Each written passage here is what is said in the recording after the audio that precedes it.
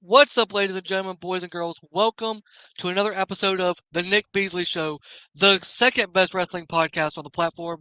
Obviously, you see my guest here. It is the Chisel Chief, the king of TTP, the greatest of all time, the only Jeff Hardy fan that I will actually respect. It is Johnny Pearson, ladies and gentlemen, from the greatest podcast in wrestling history, TTP, the Triple Threat Pod. Johnny, how are you doing today, my man? I'm doing a lot better after you just served up the greatest intro of all time. You didn't lie. This was going to be the greatest intro ever. Yes, sir, man. I had to bring it for you, man. I had to bring it for you. The Chisel Chief. The Chisel The Chisel Chief, Chief, man. Yes, sir. definitely live up to the name. Yes, sir. You are a Steelers fan. You are a Liverpool fan. You are a Ohio State fan, which, not gonna lie, that bothers me a little bit.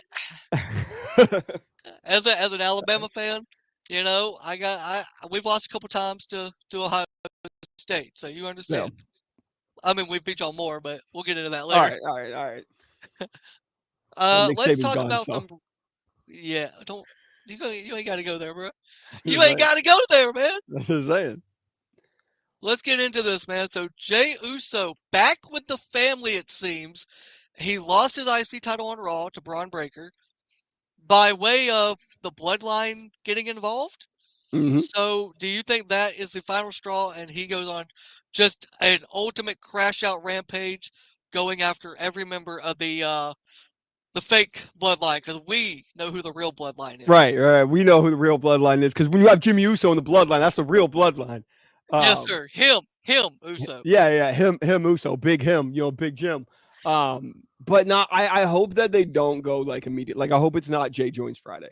Like I want it to be a slow burn all the way up into Survivor Series where it's like Jay, possibly Sammy, join up with the new bloodline. But I hope that it's not. I don't think that this was enough to be like, all right, you guys cost me the IC title. Roman gave me PTSD for 3 years, but you guys cost me the IC title, so now I'm back with Roman. I want a whole, Yeah. and I want Roman to have to be like super, super vulnerable. I want Jay to be like, I want a sorry, like I want all of it to like come crashing down on you so that I can actually join you. So that I can really know like you're my cousin back in the day when we were playing football. Like I want that to have to happen. I think for that to happen, they need like a good month of storytelling. See, you say that, and I mean, I am a Roman stan. It is Roman until the day I die. When Cody beat him, I'm not gonna lie, dude, I cried. Because I didn't want it to end, bro. I Yeah. wanted it to go on to get past Hogan, to get past Backlund, to get past all of them. I just wanted, Yeah. in my mind, Roman should have been champion until he wanted to retire. Right. At which point he could hand it to, at the time, Solo. But now I just want Solo to get destroyed. So, Right. but I mean, I agree with you though. I think Jay definitely is owed an apology from Roman. Not so much Jimmy, because Jimmy's trying to help. Jimmy is Yeah. helping. Okay. Yeah. Jay doesn't really, Jay doesn't need the apology from Jimmy. Jimmy actually needs an apology from Jay because Jimmy's been trying to make this work out. He's been trying to get these two to get back together, to be friends again, to be family again. And Jay's been the one saying, no yeet. Which, by the way, please do not start the yeet, man. I can't. When he goes back to the bloodline, I need the yeet stuff with Jay to stop. It's got to stop. Like they don't have to just like dead it, but Jesus Christ, give him more of a personality than just yeet. I think here's my thing. It's got to be more personal, right? Like Yeah. this time around, it's not about Roman having the title. It's not about the bloodline carrying all the gold. It's about the Ula Fala, the main thing in their family, in their bloodline.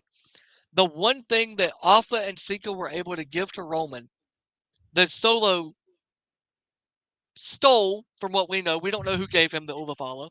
I'm gonna say he stole it until The Rock comes out and says he gave it to him. Right. So I think, and for that same reason, I don't think Sami Zayn needs to be involved in this Mm. because it's blood versus blood now. You've got Roman, Jimmy, Jay, Solo. They're all family.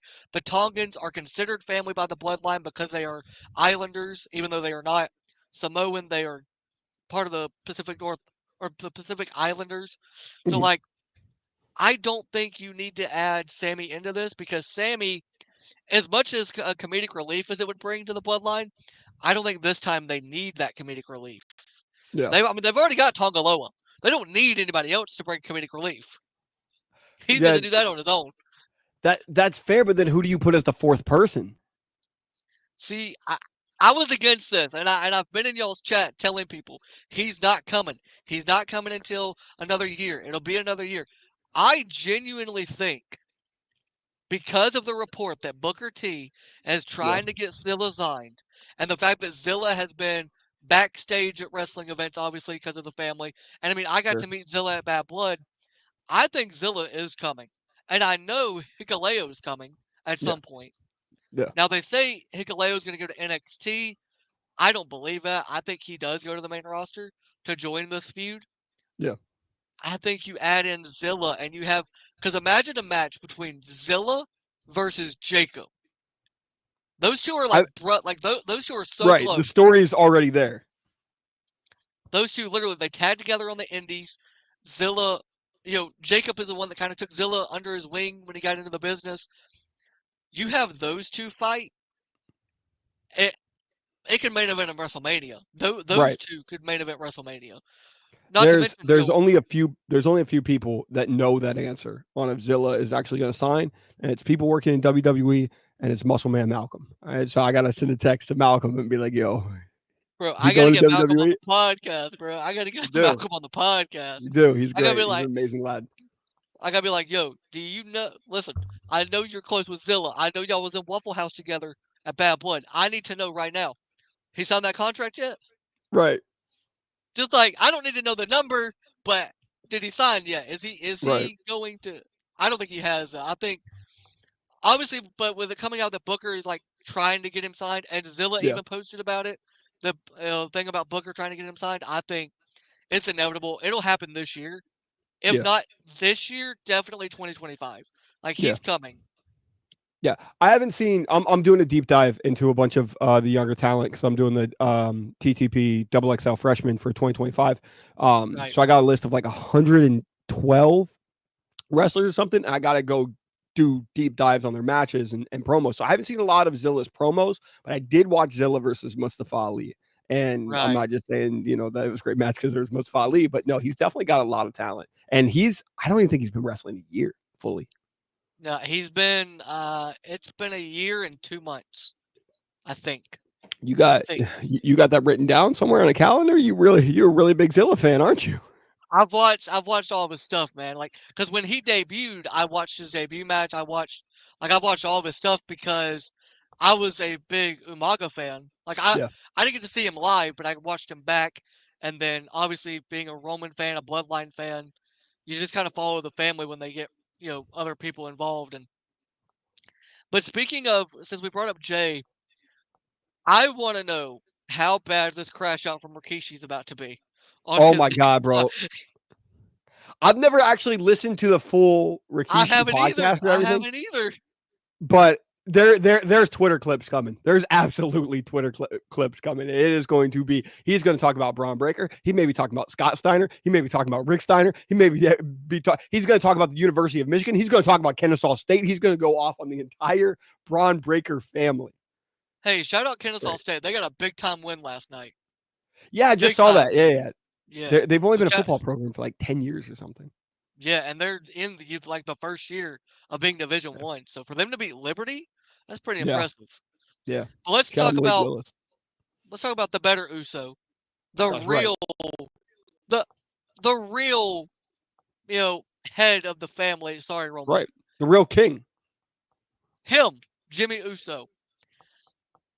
I'm a little worried that they're going to revert Jimmy back to being the, backup quarterback, the audible, the hot route, the, injury reserve, Mm-hmm. I'm a little, because they're going right back to Jimmy's just back with Roman.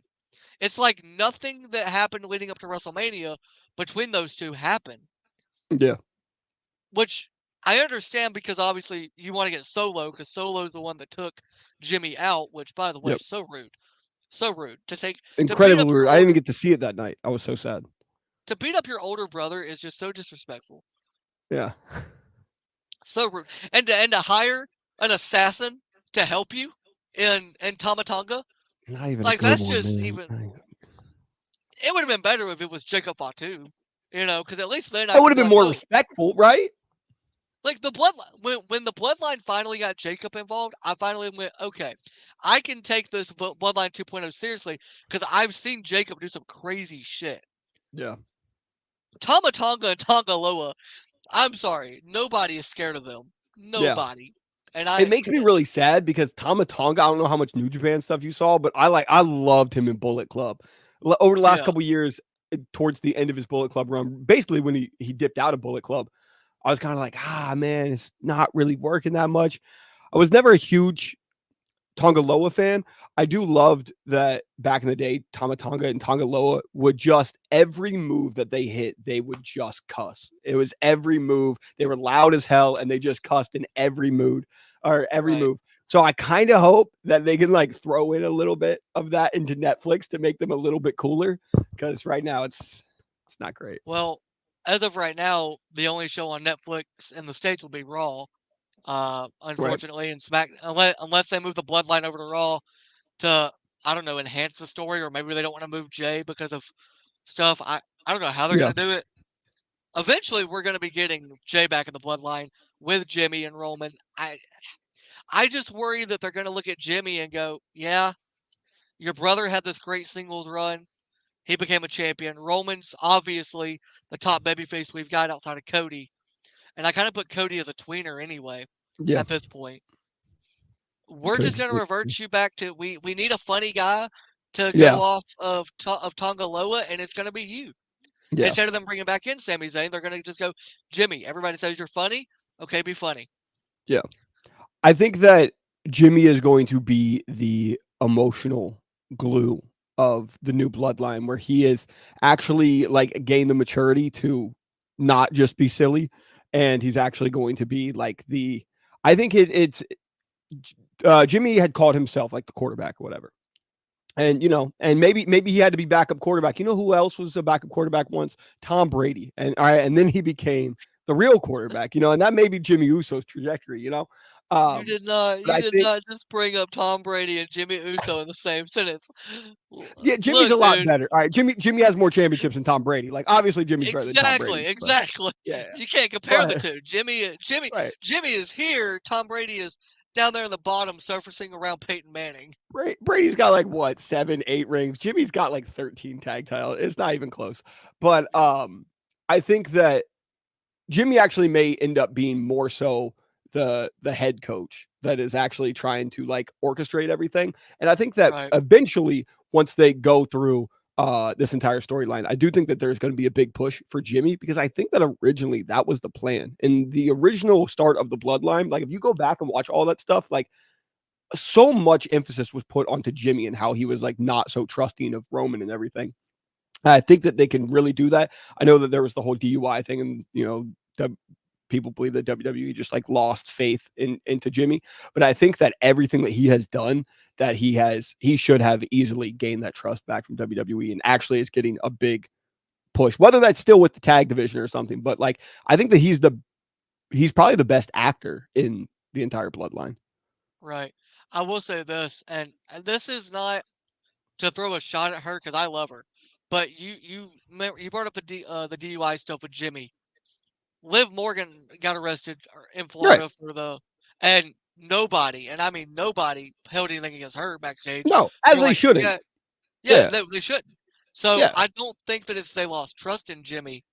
I think it's what's up, Trey? How you doing, What buddy? up, Trey? I don't think it's that they lost trust in Jimmy. I think it's just the simple fact of Jay, everybody kind of pushed for Jay to become an independent champion on his own. Yeah. Obviously, Roman being off screen didn't help. I think the biggest thing that hurt Jimmy was honestly in 2020 when he got injured Yeah. and he was out for that time, and they put Jay and Roman together and they pushed those two as a tandem and as single stars. And I think that's what it was. I Yeah. think Jimmy could absolutely go and win like the world title. Like I Yeah. genuinely think he could go over to Raw and you could have him beat Gunther and nobody would be mad about it, or have him, please, I'm begging you, Triple H, we know you watch social media, we know you keep up with everything. I'm begging you, I don't care who it is, take that title off Cody Rhodes. Jimmy won't be. However, like I genuinely think like Jimmy Uso versus Carmelo Hayes, because Carmelo Hayes is eventually going to become U.S. champion. Like Jimmy Uso versus Carmelo Hayes could be some of the most entertaining television that you could have in 2025. Yeah, but Like, who he's do so good. yeah, but who do you root for in that situation? Because you love them both. I mean, you That's call really both of them him. tough. I'm gonna be You honest. call both of Some them him. sometimes I gotta kind of like shift to the person that like doesn't get all of the accolades. Melo's Right. got 10 to 15 years. He's gonna be multiple time world champion. That man is the next Cena, Seth Rollins type guy. He's gonna be the guy. So I'm not worried about Melo. I would want Jim to get his big moment, and then he can eventually drop it back to Melo, and Melo can go on his historic run. Right. I mean, I look at it like it's got to be if it's Jimmy and Melo, I'm gonna root for Jimmy just because I've watched him longer. I've known, Yeah. and like you just said, Melo's got another 10, 15 years on the main roster, Yeah. plus millions of stories he can do. Like I literally look at Melo and Kalani Jordan as like the next Montez Ford and Bianca Belair.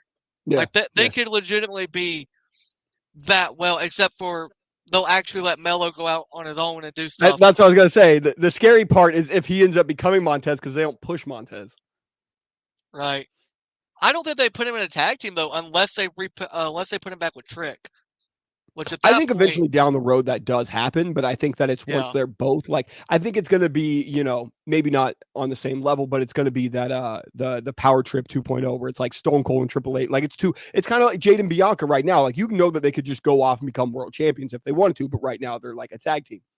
I think that would be right. Trick and Mello in the main roster. Now I do. We're gonna move from WWE to the other wrestling company. In my opinion, the company that's absolutely killing it right now with their storytelling. Shout out those WWE marks that say AEW can't tell stories. It's crazy. AEW storytelling as a whole, dude, they are killing it, especially with this mock story of like who is controlling that man. This mock story is, I think, my favorite storyline that's happened for quite a while. Probably outside of like Hangman and Swerve, which that was another great example of AEW storytelling. Yeah, I'm convinced. I got huge praise on social media for the theory breakdown and everything. I didn't know like Sean Ross Sapp was talking about my video. Fucking Wrestle Talk, Cultaholic, all these people. I just caught Steven Larson that were talking about my video. But I don't think that anybody is controlling Mox. I think that Mox is doing all of this to raise the bar, and he's kind of like already said it a little bit in promos, like when he the big quote that everyone took out of it was, "I'll burn the forest down to plant a new one." Right. So that's what I think that Mox is doing. But the more and more I think about this, I think because I was convinced, I was like, all right, so this is to get Darby to the top, and Darby will win the title at Wrestle or at World's End. And then now I keep being like, bro, they're putting Orange into this, private parties into this. I think that there's this weird interaction with Mox and Jack Perry. Why does he like Jack so much? I was just listening to the Group Chat podcast, shout out to Group Chat podcast, where one of the guys is convinced that the guy that is doing all of this is David Arquette, and I will be pissed if that happens. But it was like Mox has attacked 9 people. It was like something with 0 and 2 and 1 and 0, and it was 90210, and Nick Gage is going to be a part of it because he stabbed David Arquette. I was listening to it all. It was crazy ass theory, but like I like when people, that's something that I really find cool. I know that I've taken shit for it on social media, but like I find it cool when people theorize about like what's about to happen, because that's everyone does it about Game of Thrones. They do it about One Piece. They do it about every single show. So I think it's cool that people are like nerding out and being like, oh, I think that this guy's behind it. I think that this guy's behind it. Personally, I don't think that anybody's behind Mox. I think that Mox is doing this. And one of the things that struck me, it hit me on the podcast when Mox had beat Danielson. Like it hit me like seconds after. And I was like, he didn't have anyone controlling him. And it hit me when Mox had said, like, we were supposed to have time. We were supposed to build this. We were supposed to do this. And now you're leaving. And I was like, oh, they were building up the next crop. Mox thought he had more time. Danielson's like, nah, I'm going to leave. And he's like, all right, so now once you lose the title, I'm gonna have to be the one because I'm gonna have to do this because Swerve isn't gonna attempt to kill you. Like all these people aren't gonna actually. Christian's just gonna cash in. And he's gonna take your title, but it's not gonna like change everybody. So I had to do this. Right. I want to run something by you because it got me thinking last night watching Dynamite. And Trey, we'll get to your question in a minute, but I want to run something by you. If you notice, every time Mox and the Blackpool Combat Club attack somebody, the Young Bucks and Jack Perry and Okada, they're not anywhere to be seen, or they're up on the ramp, they're by themselves. They don't touch anybody. I wonder because we know that they had the whole story with the Young Bucks kind of taking over because they were the EVPs and taking out Tony Khan. And I wonder if there's a way we can spin this to where the Young Bucks and the Elite and the Blackpool Combat Club are working together in cohesion. Because also Christian and Nick Wayne and none of them are involved in like helping attack or being Right. attacked. So I wonder if like the Patriarchy, the Elite, and the Blackpool Combat Club have all come together and are all working together to keep the title on Mox, and Christian's never actually going to cash in. If it's all just a I ploy. I would love that. I think that it's either going to be Hook. I think that it could be. I was going to drop a YouTube or I was going to drop a TikTok probably tonight about it, but I am kind of hoping, I'm kind of praying that I don't know if you saw Hobbs tweet, but he tweeted Team Taz. Not. He tweeted a gif of Team Taz, and I was like, bro, if they bring back Hobbs and Ricky, because right now they're doing nothing with Ricky, and if he's brought back to take out like Christian and take out that cash in and help out Hook, I would absolutely love that. But no, I was actually I was listening to a theory talking about how they think that Jack is, working with Blackpool Combat Club, and he's going to try to get the Elite to work with Blackpool Combat Club. Right. Which I think makes a lot of sense considering what Mox had said with Jack. But what I think would also be really cool is that Mox and Blackpool Combat Club kind of put the Elite in their place. They're like, they'll, as they do, they're running everything. They'll tell Mox what to do, and Mox will be like, sit down or I'm going to stab you. Like, and then obviously, like the Young Bucks are going to be like, we're going to sit in the corner. Our bad. And then I've seen a lot of people compare it to like, this is like the politicians, the Elite are the politicians, and then like Blackpool Combat Club are the cartel. Like they're really running it, and they're telling you like, all right, you stand over there, you can get a cut of this, but you stand over there and you'll take whatever cut we give you. Right. And I find that really, really interesting. But then I think eventually you kind of feel a little bad for like the Bucks and Okada, and then that's when Kenny comes in, and Kenny's drags them back. And then they're the baby faces, but I think that Jack would stay with Blackpool Combat Club. I think that he would be the bad guy still. But I think that the Elite and Jack are still going to go towards that heel side. Yeah.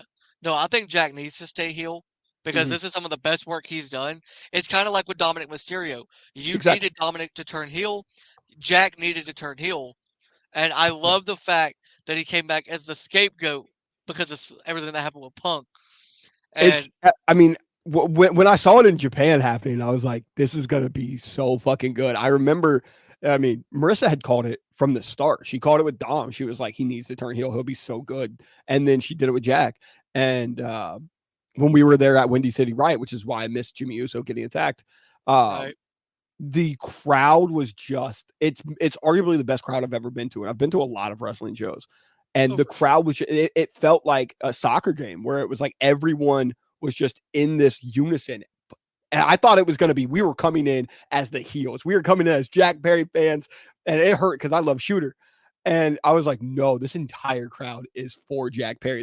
They're singing, Cry Me a River. It felt like a college football game. Like it really felt like that. Which was weird because again, you're in Chicago. They had just aired the footage like the week before of everything that happened backstage. You would think in Chicago, at least, the fans would be like, "Nah, fuck this guy. We like Punk, no matter what he does." But I mean, maybe it was just because New Japan fans don't like Punk. I don't know. I think Punk ever worked there or anything. I think a lot of people had kind of like, respectfully, there is a lot of Punk fans that are kind of just like man could, he could kill someone right in front of me. He could, kill somebody with a car, and like I'm still gonna be like, it's that person's fault. America. Um, so I think that there was just a lot of Punk fans that were just honestly like, because there was a lot of Punk fans there, but they were like, it's just honestly tiring. But I think there's a lot of Punk fans like me because I loved Punk, bro. He was my third favorite wrestler of all time. Right. Arguably, some days he was second. Shout out Sting and Matt Hardy. But then it was kind of like the Jack Perry fight annoyed me just because it was like, that was you. You used to do that. You used to like hang on the edge of like what was actually going on and do stuff to like toe the line of reality and piss people off. So why are you upset that somebody else is doing it? This was you in ROH 20 years ago. Like, why can't you see that somebody is taking that influence and doing it? And it was almost like, I'm going to throw all this stuff when I was a young kid. And it was like, oh, it's getting thrown back at me. And the cool thing to do is to be like, I see what you do. I see what you're doing there. Even if you disagree with it, like I see what you're doing there. You're doing what I would have done. Right. And then he didn't. So I think a lot of people were really like, especially in Chicago, that had seen him grow up and do all of that. And like, as Punk had even described, like I was a punk ass kid. Like that's why I'm called Punk. Like I was kind of like a little shithead. And it was kind of like, damn, bro. All right, somebody else is being a little shithead, which Jack was. Jack didn't need to do all that, but he was being a little shithead, just like Punk would do. So I think a lot of people in Chicago kind of resonated with that. And it was just it was a perfect combination. I thought when they aired the footage, it was some of the dumbest things that they've ever done. And then when that happened, I was like, maybe we have something. I thought when they aired the footage, I literally said, I was like, don't do this. You're gonna hurt your company. Yep. Don't play, it's like, you're intentionally now you're just now going after your big brother. Yeah. And you're not gonna win that fight. No. But then it ends up working out for everybody because now Punk is injured, or something. I don't really know what he's doing. And Jack Perry is arguably the second biggest heel in wrestling outside of maybe Dominic. Yeah. Depending on who you ask. Obviously, if you ask Marissa, Dominic and Jack are 1A and 1B. Yeah. And she's using them as baby faces though. She's like, no, they're great guys. No, they're perfect. Bro, she's gonna eventually be like, you know what? Sammy Guevara needs to turn heel, and he's gonna do it, and he's gonna skyrocket to the main event. Like, eventually, it's gonna happen. If that happens, I'm all here for it. I've kind of like, I don't know if you saw the video. I'll fucking fight every single month to have a new Sammy Guevara storyline. Like if Tony were to ever hire me, he'd give me the pin. The first thing I'm doing is like revitalizing Sammy Guevara's career because the dude's awesome. But they just did a video on social media of Sammy kind of talking about losses and kind of being like, you know what? Like I got better. Yes, I lost, but like I really won in life. I got tied. Like this shit's really tough in real life. And it reminded me so much of Garcia when he was in the C2. And right before he got to the C2, he was having this like really emotional breakdown of being like, I might not be good enough. And then he hit that trajectory during the C2 when he beat Brody. So I really feel like that's the next move for them is to have Sammy go into the C2 and have that kind of Garcia trajectory. I don't know if it'll work because, to be honest, a lot of the stuff hasn't worked with AEW and Sammy, and I've just kind of come to that realization. But I hope that this feels like the final straw before he would go to like an NXT. Right. Now, we're going to move away from wrestling for a minute. We're going to go to football. You are a huge Steelers fan. As we can see, you got the Steelers shirt on. How you liking their playoff chances? They're 5-2, and you've got Mr. Unlimited. Limited. Yes, sir. You got him as your quarterback, man. How you feeling? 5-2? You got Justin as the backup if they need him? Honestly, I think the Steelers, like, I would put their make the playoffs at like 90%. Like, I do think that they are making the playoffs. I don't think that we're going to do much in the playoffs. If we're being honest, this, like, the talent isn't amazing unless we go out and make a trade. But, Najee's ripping it off, and I'm now just starting to think maybe Najee's a top 10 back in the league, but he's not. Jalen has unfortunately went down. And then our second best receiver is Van Jefferson. So yeah, that's a problem. It's a bad spot for you to be in, brother. Yeah. I love Muth, but he's not amazing. Broderick Jones can't get down for a drive without at least having 2 penalties. So once we get Troy Fautano back there, I'll be a lot happier. I think that Zach Frazier and Mason McCormick have been really good additions. Obviously, Isaac Smalo is by far our best offensive lineman, and Dan Moore's okay, but the problem is our inside is good. That's probably why the running game is doing so well, but our tackles are not very good. And Well, aren't they that's rookies? Aren't they rookies though?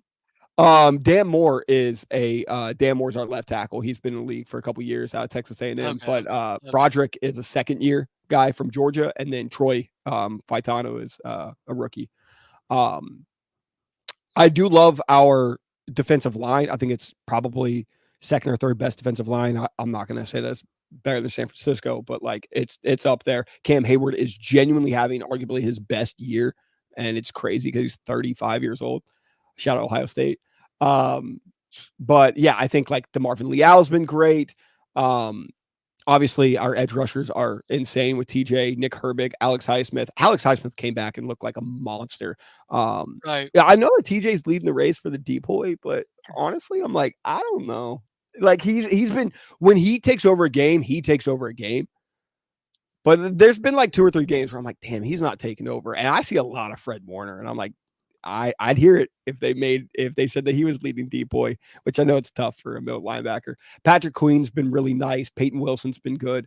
Deshaun Elliott has been our biggest like improvement. Dante, honestly, now that I'm talking myself into it, once I get to the defense, I'm like, wow, actually, we're a really great team. Obviously, Minka's the GOAT and Liverpool fan.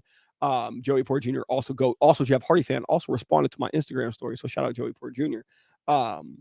And Shout then out Dante Joey Porter Jackson's been Jr. getting picks. Yeah. Shout out Joey Porter Jr. He's an anime fan. He likes One Piece. He likes Jeff Hardy. He's my guy. Also, Joey Porter. Fun fact that I don't think I've ever told. I was a Steelers fan my whole life, but my favorite player was Joey Porter, senior. And Right. when I played football, all my coaches would call me Porter, and I would like at first it was Pittsburgh, and then it was Porter because I was the one on the sidelines. Go figure. As I have a podcast now, I was just running my mouth 24/7. Like I wasn't great. I was not a great player by any means. I was the second shortest kid on the entire team. I was a wide receiver, safety. But bro, I was running my mouth like I was a DB the entire time. And just I remember it would just get into people's heads because they were like, he doesn't stop talking. Like I was just like, even my teammates at times would be like, bro, we get it. And I would just go 24/7 because I definitely knew if I can get into their heads, I can be a better player than them today. And it worked like 90% of the time. And I took that from Joey Porter. So to see his son there is pretty dope. I think that we're easily a playoff contender at 5-2. I'm really excited now for Russ. Like Russ gives us like a calmness on the offense that we didn't have with Fields. Fields was awesome. I love Fields because it's like he could make an 80-yard run. He could hit an 80-yard bomb. Or this could be a 3 and out, and I have no idea. But now with Russ, it feels a lot more stable. I still think that Fields can easily do a job, and I really hope that we're still working with him for the next couple years. But with Russ, yeah, I think that we'll probably be a wild card team. I don't think that we're going to win the AFC North. Baltimore is Baltimore. Yeah. But I think that we're a lot better than Cincinnati. I think that we're way better than Cleveland. Um, I think that we're better than most teams, most divisions' second best team. So I'd like us at a 5 or 6 spot. I think that's a fair spot. And I mean, you get to that 5 or 6 spot, you then don't have to maybe run into Kansas City or Baltimore because they're Yeah, probably the 1 or 2. You run into Buffalo, it could be a toss up. yeah, Depends on how Josh Allen has been playing great this year, and I've absolutely loved watching him play.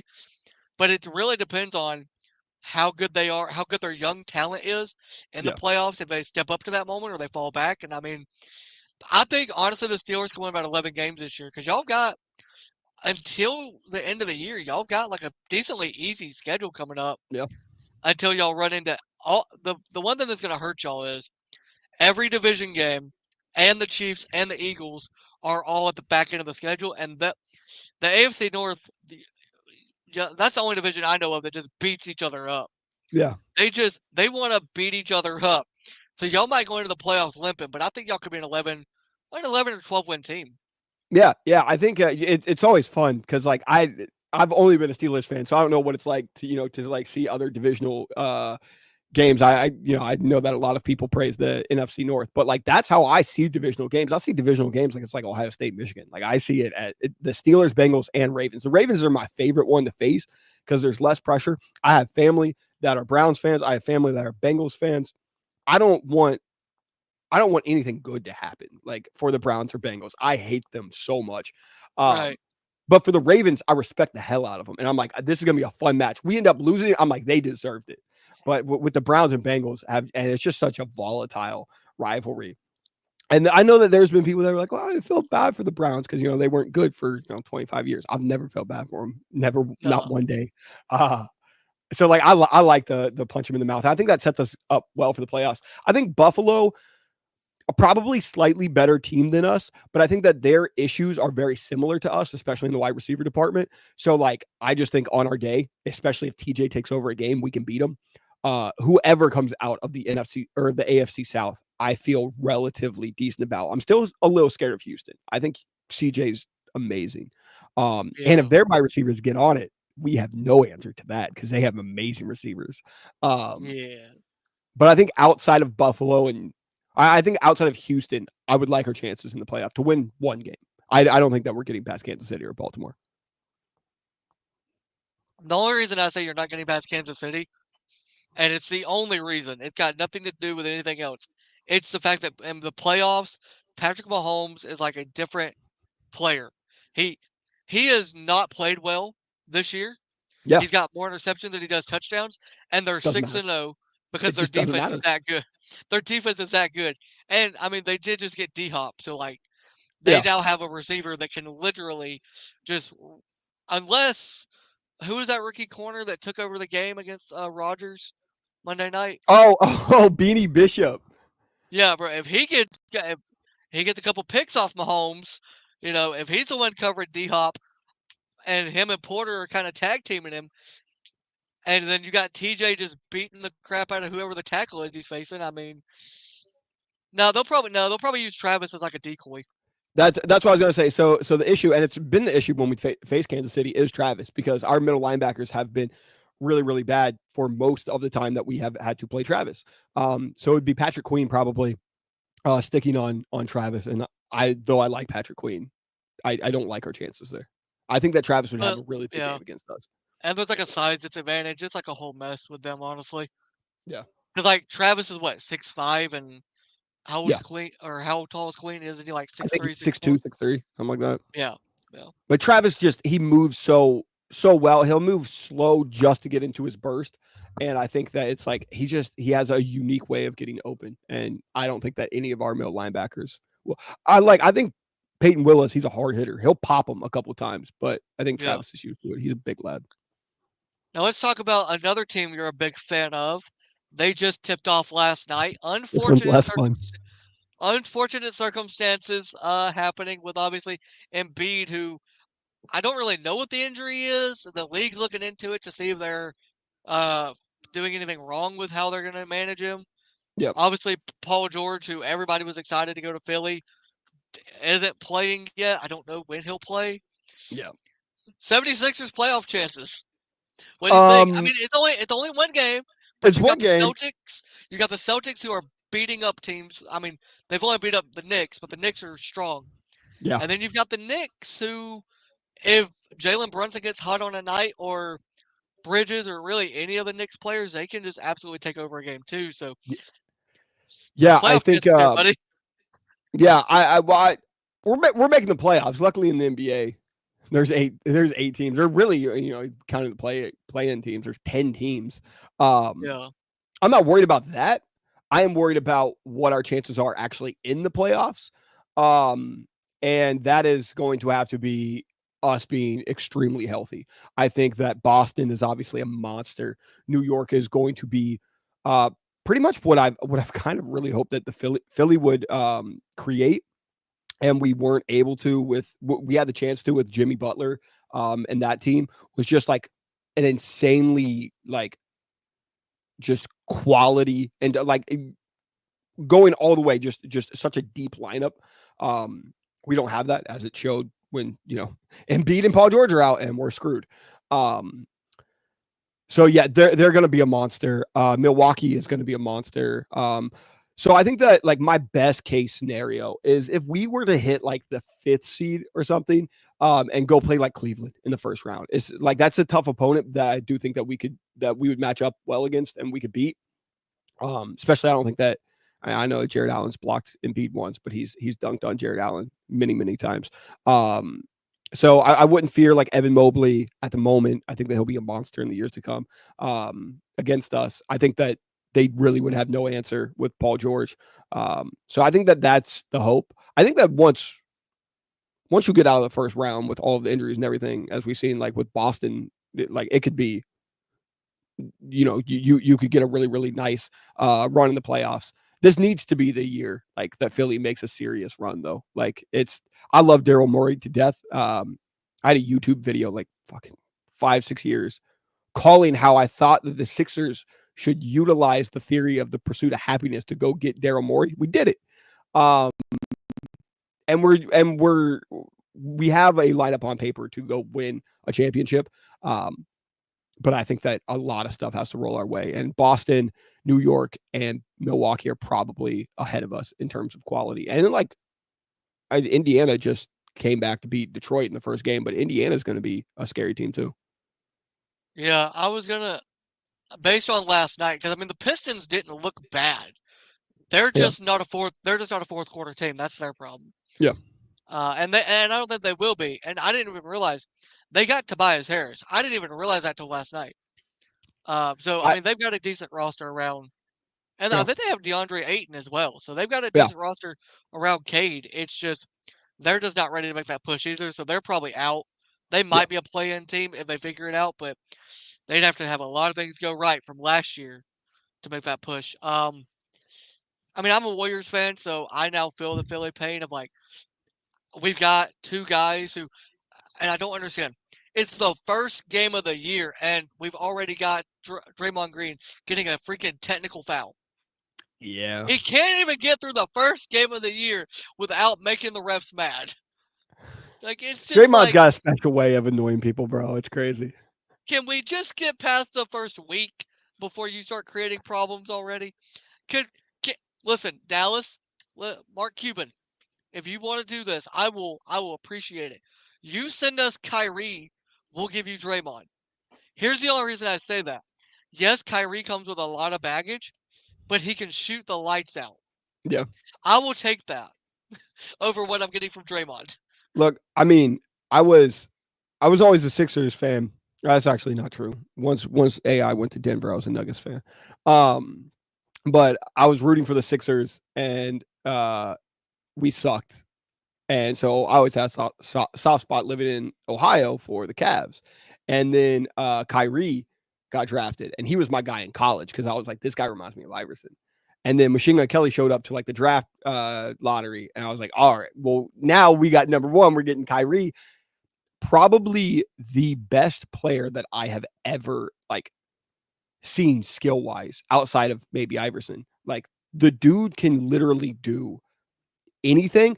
And I still think, like you saw it like in the run to the finals, he didn't have an amazing finals run, but all the way up into the playoffs, Kyrie, like he can be a magician with the basketball. It's insane. I think if you paired him up with Steph, you would have probably the most insanely skillful, because people don't talk about like the way that Steph is able to get open and just the constant running that he does. Kyrie does the same stuff when he wants to.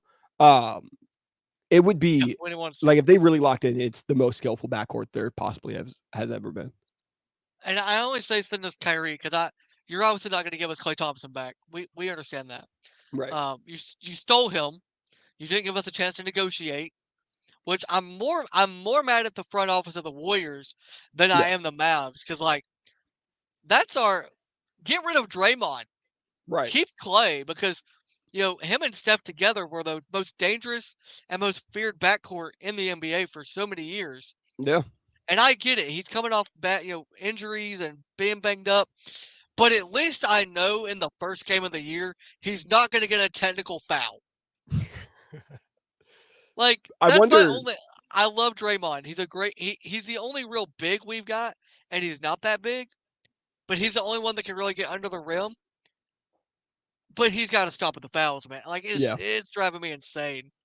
No, I mean, look, when there was the talks of the Warriors trading Draymond, I was like, everyone was like, who would want Draymond? I was sitting there as a Philly fan, being like, I'd take Draymond because he's Oh he's yeah, one of those guys that you hate him until he's on your team. Obviously, a few less fouls would be great. A few less, kicks to the dick would be great.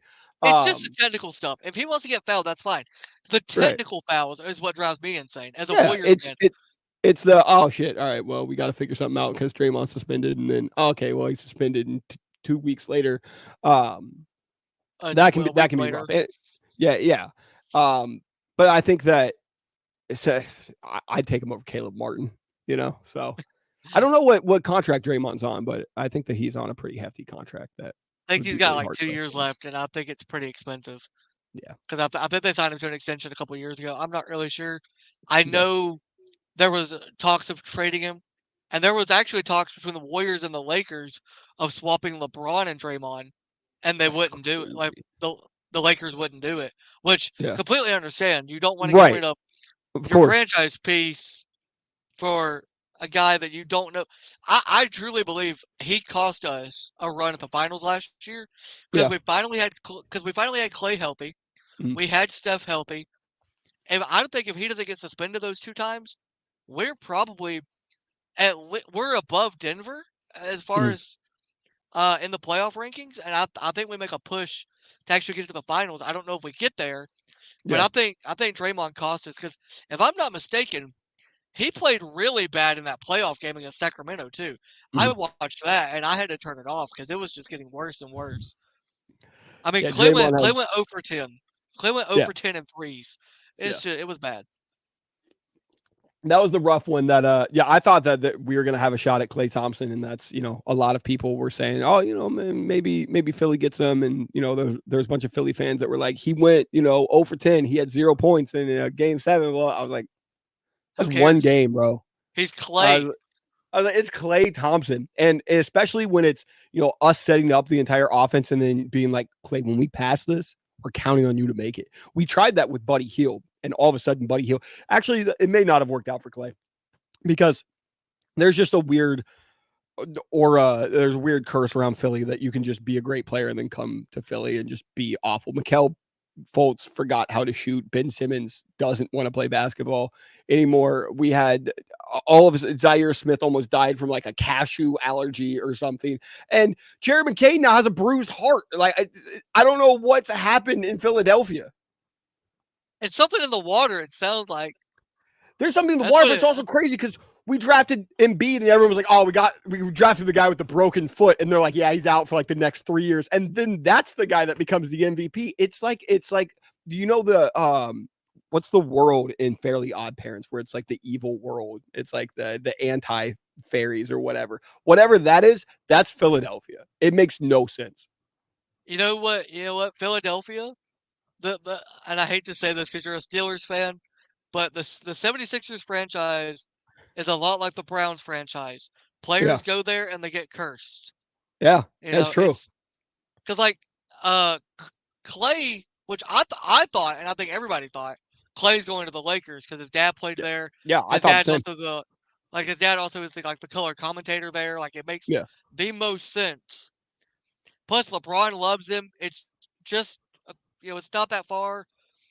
Yeah, yeah, and it's just like, yeah, no, he's gonna go to Dallas and team up with Luca, and yeah. and that hurt me more. Him going to Dallas hurt me more than him going to LA would have. Because Really. Dallas has a legit. I mean, because they made a run to the Yeah, finals last year. yeah. Dallas now brings back the same team pretty much with a great 3-point shooter. And he went to the Lakers. As a Warriors fan, I hate the Lakers, so Yeah. I hate them and I hate their fans. So it would have sucked because I'd be like, I really gotta hate you now. Yeah. But it's like he's gonna go win a championship. Yeah. That's what bothers me. He's gonna do. Clay is Jay Uso. He left Clay Jimmy is all Jay by himself. Uso. He left Jimmy all by himself, and went on and win a championship without him, and now he's gonna have more than Steph, and it's gonna hurt me to my heart because Steph Curry is the reason I'm a Warriors fan. Yeah. I'm a basketball casual, but Steph Curry is the reason I'm a Warriors fan until I die. Yeah. And Clay is turning his back on his brother to go win a championship with Cody Rhodes, who is Luka Doncic. That's That what that is for me. That is what Yo, that is. hold on. You might have cooked with multiple ones right there. Clay being Jay Uso and Cody being Luca. You might have really cooked with both of those. Those are solid ass comparisons. I mean, look, Clay is one of the most likable people in the league. Yep. Luka is a likable guy, but not everybody loves him. Yep. Cody is a likable guy, but not everybody loves him. Jay is one of those likable guys in WWE, and poor Jimmy's over there like, I was the backup quarterback. What are we doing? Right. Yeah. I mean, I feel so bad. Like, watching Warriors games this year is going to be painful. I Does that might make have to, Draymond honestly, solo? don't do that to Draymond. I was No, just yeah. saying that kind of makes sense. You know what, though? Maybe. Because Draymond's always turning his back on Steph anyway and gets suspended. Yeah. I mean, dude, if you watched last year, like, throughout the year, you could see the aggravation and the stress that was over Steph the entire year, knowing that Clay was probably going to leave, but then also like every other game having to deal with either Draymond trying to kill Rudy Gobert Right. or just telling the refs to go fuck themselves. Like, I swear, Draymond. No, no, you know who Draymond is? Oh. Draymond is Jacob Fatu because he's just out there killing people. That's actually a great comparison. That's because he's always getting in trouble. Yeah. That's what he does. Now let's talk about another sports team that you're a huge fan of, and we'll get back to wrestling in a minute because there's something I want to bring up from last night. I Go apologize ahead. for what I'm going to bring up. Liverpool. Now they're without Klopp, but how's the season going? I honestly haven't been watching a lot of it because it comes on really freaking early in the morning. Yeah. So how's Um, it been going, man? so top of the league. Yes, Which is great. sir. Number one. Which I didn't even know if that was gonna happen under Arne. It's a completely different style of play, which I didn't think was gonna happen. A lot of people had said, like, oh yeah, Arne coaches very similar to Klopp, but it's very Klopp kind of played, he considered it heavy metal football, where it was basically, trying to get the ball as fast as possible and go on the counters. It's a little bit more strategic and a little bit more kind of inside that Arne's been playing, but it really suits guys like Trent Alexander-Arnold. It's really suited Curtis Jones. Curtis Jones has had an awesome season. And obviously Salah is just having a ridiculous season. Now Darwin is not always the guy that scores, which is, his job, but he is so much better of an attacker and actually like going and getting the ball, and he can go play more of a deep nine, which is what we've been missing since we lost Roberto Firmino, that guys like Jota and Gakpo don't go do. So it's been really, really cool to see this transition, because I didn't think that it was going to be this smooth. Klopp he's not the reason why I'm a Liverpool fan. I was a Liverpool fan before Klopp, but it's very, very few. Like, if the best way I can describe it, if people like they don't know the Klopp and Liverpool story, is being like, imagine you have your favorite team and you just draw up a manager or a coach that you're like, they embody the team. They embody like everything about them. They are the perfect, like, almost fan that is also a strategical genius. And then they get placed in as your coach. And that was Klopp at Liverpool. That's kind of like how Lakers fans feel right now about JJ Redick. After Like, one game, Lakers fans are already ready he's to like, compare him there. well, look, because I mean, to be fair, they've lost every season opener since LeBron got there, and now they have JJ and they win. Yeah. And it came at a milestone game for LeBron because obviously him and Bronny being on the same court together, which they hadn't been winning those games when LeBron Right. hit a milestone. So Yeah. to Lakers fans, it's like JJ is the greatest coach of all time. Yeah. And when they go up against Phoenix, he's going to be the worst coach of all time, because I honestly think that KD and Book are gonna shoot the lights out, Yeah. and I Um, just don't think the I seen Lakers that have Book enough was struggling speed. in game one. I didn't see the very ending of the game, but I saw that Book was struggling. Um, Well, but yeah, I mean, him and Book and yeah, KD are awesome. him and KD both admitted that the wall at the Clippers' new arena, Yeah, like the wall that they have behind the um, it really messes with you because of the way it's set up. The fans yeah. are looking directly into your eyes, and it's like they're looking into your soul, and so it I really does mess with you. I love that. That's a very soccer thing to do, is to kind of create, like a wall. I believe that it's inspired by Borussia Dortmund, which is where Klopp coached for so long. I believe Steve Ballmer had said that he wanted to create the Borussia Dortmund of the NBA, which is really really cool. It's really hard for me because I can't get. I was writing for the Brooklyn Nets at one point, or I was covering the Brooklyn Nets. Um, and I couldn't get with their fan base, man. It was so, the way that people think that AEW talks about WWE is the way that Brooklyn Nets talk about, or the way the Brooklyn Nets fans are, because they just don't shut up about the Knicks. And I was like, have like your own personality, have your own like, ethos about your team. And it's just, we're not the Knicks. We don't like the Knicks. And I was like, that's not exciting. With the Clippers, I feel like the same way with the Lakers. So I like that the Clippers and Steve Ballmer are trying to go and make themselves distinguishable and make themselves different than just, hey, you hate the Lakers?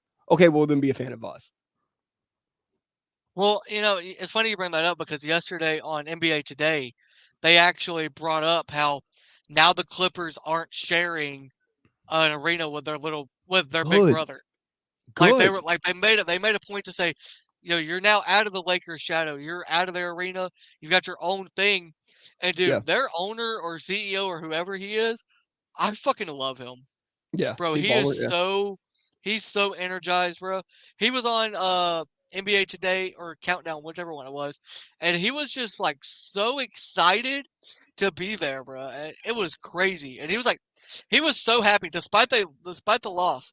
He Mm, was so happy that like this Clippers team without Kawhi pushed the Suns to overtime, put them right. in like a chance to maybe win the game. And I think they would have if James Harden had handled the ball better at the end of the game. But Yeah. that's why James Harden's not in Philly anymore because he couldn't Yep. really do anything with him. Yeah. Now, I got to ask you because you freaked out about it last night, and you also freaked out about something else.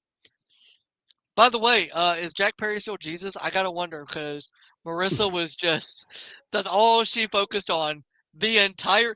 They killed a She's man. right here listening to you. So They killed they killed a man. They actually murdered Chuck Taylor, and Chuck she's like, Taylor Jack Perry died. is Jesus. Bro, Hey I'm just Marissa, out how here you trying to get a doing? snack and I hear my name. What is happening? He What'd asked, I he do? asked if Jack Perry's still Jesus. Yeah, of course. Yeah. I had to ask. But you got a little emotional about this one last night, Johnny. So I got to ask you, how you feeling? Listen. I am praying that it's not happening. I have, so like usually I'll wake up and I'm like I'm listening to wrestling stuff, or I'm trying to like piece together whatever happened on a show. And I went back to my old video because I was like, oh, I said that they were gonna tease a private party breakup and it's not gonna work. Right. And I was like, I don't know why I still feel like they might break up. Even while like I'm trying to like listen to old Johnny say like they're gonna do this, don't be scared. And then current Johnny is like, oh, but I'm still scared, bro. Um, but no, I've seen a lot of people in my comments and everything theorize that Quinn is actually gonna do the breakup, and he's gonna break up with Zay, and it's gonna cause Quinn to join the Elite, which will break my heart. But it just makes me worried that they're not winning the titles when it's on this Fright Night Dynamite. And then while I was making my TikTok, I was like, oh no, it's cool because they're going up against NXT, so that's why they're doing this. And I was like, wait, no, the NXT show is November 6th. So they're not doing. I was like, oh shit. I was like, there's no like rationale outside of just pure hope that they're gonna have Private Party win. Because I think that if they would have had Private Party win, it would be at Full Gear. But I'm going down with the ship. I'm gonna say that they're gonna win. Flex on them. See, I I'm was thinking, I'm very scared. yeah, I was thinking like it being on a Dynamite. I know it's like a Dynamite special for like Halloween, but it's just Dynamite. It's just the Dynamite. They might though, because technically, if the Young Bucks get disqualified because of Jack Perry and Okada getting involved, then Private Party win. Right. They would win the match. So maybe they have Jack and Okada attack them, like they're about to win, and then the attack happens. So then Private Party wins, but the tag titles stay on the Elite, and then that way Zay and who's his other tag team partner? Mark Quinn. Yeah. Yeah. They're like, we didn't win the titles, but we didn't lose the match. Y'all cheated. Yeah. So then we get to the Full Gear pay-per-view, and it finally happens, and we have that moment with Private Party win the tag team titles, because they should have won them at the last pay-per-view. Right. No, they absolutely should. I think that the biggest, I think really, really valid criticism towards Tony Khan is there's sometimes you just got to move the story to what's hot. There's just been times where it's like, dude, everyone wanted the Acclaim to win the titles at All Out 2022. They had this amazing match. It's the perfect moment. And he just let the moment go because he's like, well, no, they're going to win here. They're going to win at Grand Slam. And sometimes it's like, you got to see the forest from the trees and just see like, no, people want it now. And I know that you shouldn't do that all the time because long-term story is very, very effective. But also sometimes it's something like, for example, in WWE, Chad Gable and Otis, like you had all this time to pull the trigger on something there, and now you've just left it for so long that now they're trying to, like, they already showed them again and they could redo that again, but it's just not going to hit the same because you had that moment and then you let it simmer out. They obviously should have had the Private Party win at the last pay-per-view. So I think that there is a lot of heat for this match for Private Party to win the titles, which would be great. I worry that if they have the Elite cheat, then everyone's gonna be like, all right, so they're winning at Full Gear, and it takes away a little bit of the suspense. But it's just really hard for me to see them win the titles on Dynamite. I mean, either way, it would be awesome for them to win because I don't want to see Private Party break up. I got to see them live. I don't want to see them break up because they are so fun live. They are so just, you can tell on TV too, like they have so much fun together. It's almost like with the Street Profits. Like you know that Zay, kind of like Ford, can be that single star. Yeah. But you don't want that breakup because those two are just so good together, and it might end up hurting their career to break them up anyway because then they don't have each other to bounce off of. I do gotta ask, this is the last question, and this is really this is more like an interview question than just talking wrestling. It's what got you into it? 1998. I'm an old ass dude. So I was 2 years old, 1998. My great grandma loved two things in life, and that was the Cincinnati Reds baseball. She would hate that I'm a Pirates fan, but Cincinnati Reds baseball, and it was pro wrestling. There was a guy that played for the Cincinnati Reds, not very long, that was also in pro wrestling. His name was Macho Man Randy Savage. So she was religiously in love with Macho Man Randy Savage, was watching all his WCW stuff. And my dad would watch WWE and WCW here and there, and my mom would too. But they just never picked up that, like, as a little kid, I was watching this and like I was hooked, but I was always staying with my great grandma, and she just like, you weren't allowed to talk if Macho Man was on the screen or if the Reds were on the screen. Like you're shutting up. She's locked in. And eventually, I don't know what it was, if it was the face paint or whatever, but I just became enamored with Sting. So we were at Walmart one day, and I'm a 2-year-old little kid, and I just start freaking out in the toy section. And I'm like, it's Sting. Nobody can beat the Stinger. Dad, it's Sting. Dad, you got to give me this Sting thing. I don't know what it was, toy or whatever. I think it was one of them wrestling buddies from back in the day because I used to have those.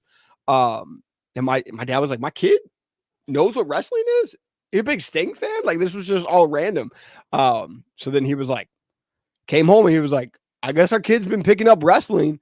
And my mom's like, what are you talking about? And he was like, tell her about Sting. And I'm giving this whole big soliloquy about how Sting's the coolest wrestler of all time. So then my dad was like, all right, well, we will start watching WWE as well and watch WCW. And in '98, there was the Cleveland show for No Mercy. And it was the Hardys versus Edge and Christian. And that was everything to me. The Hardys were the coolest people on earth. Jeff Hardy was the coolest wrestler to ever exist. And I was literally, though, like I was born in '96, and most people like born around that year, they don't get into wrestling until like 10, 12. They missed the Attitude Era. They missed, they can go back and watch it, but like they missed that time. They missed the Monday Night Wars. I didn't miss any of it. I was locked in as a little kid. It was every single week. And something cool that I realized is just super unique that I didn't realize for a long time is like every single month, my family would get the pay-per-view. So it would probably be me. I had a big ass family. We had to make sure the cops didn't know. We had like 20 people living in our house. It was a lot of people. But then we were bringing over extra families. So it'd be like 30, 40 people in this house. It was not a big house. We were all crammed up in the living room. And we just got Little Caesars. We had this spot. It's a local spot called Padova's Pizza. Shout out Padova's. And we just get pizza. And the entire family would watch wrestling every single month. We'd watch it. It didn't matter if it was Backlash or WrestleMania. Luckily, my birthdays always fell on WrestleMania or at least close to it. So it was just my birthday parties. I didn't want anything but just everyone come over for WrestleMania. And that was my entire life. So like my family just grew up. My great grandpa, he worked on actually setting up the rings back in the day. So like he had stories about Ric Flair and everybody. And just like I didn't realize how much of like my family was into wrestling. And it's like obviously I was going to get into wrestling because everybody was into it. But then eventually you get out of it. Typically people do when they're 10, 12, 14, whatever. It just never happened to me. I was just into wrestling. I at like 8, 10, something like that. I had a cousin that was like, yeah, we watch wrestling, but like, do you watch New Japan? I was like, no, I don't know what that is. And he was like, you should watch some Japanese wrestling. And I'm trying to remember the guy's name. I believe his name's the Great Sasuke. It was the Great Sasuke and Hayabusa were who he was really into. So I started watching that. And then it was, now this stuff going on in New Japan when I'm older is like Bullet Club and everything. And I never left. So there was times where I didn't love WWE or I may not have loved TNA. I was a big TNA kid though. I was a big ass TNA kid. So then, all right, on that time I moved over to New Japan or Ring of Honor or stuff like that. And it's never left. If there's been like wrestling that, like 2019's an awful year in WWE, but there was always something else. There was AEW, there was, New Japan. There's something going on that's like, I got to live in wrestling my entire life. And I don't think until like I was talking to Marissa and she was just like, yeah, like I got into it in like 2008 and, it's because my brother was into it. And then, like Jeff left and I knew about TNA and then like Jeff was gone. So like, I kind of wasn't as interested and I went to college and, she had a life and she, wasn't a nerd, and she says still not, but she is. But like I talk to like all my best friends. I greet my best friends. There's people that have no idea what Bullet Club are that go like this to me. And that's how like instead of a dap, we do the Bullet Club thing. Like there's so many people and they always think do the wolf thing. And it's like it's a Bullet Club thing.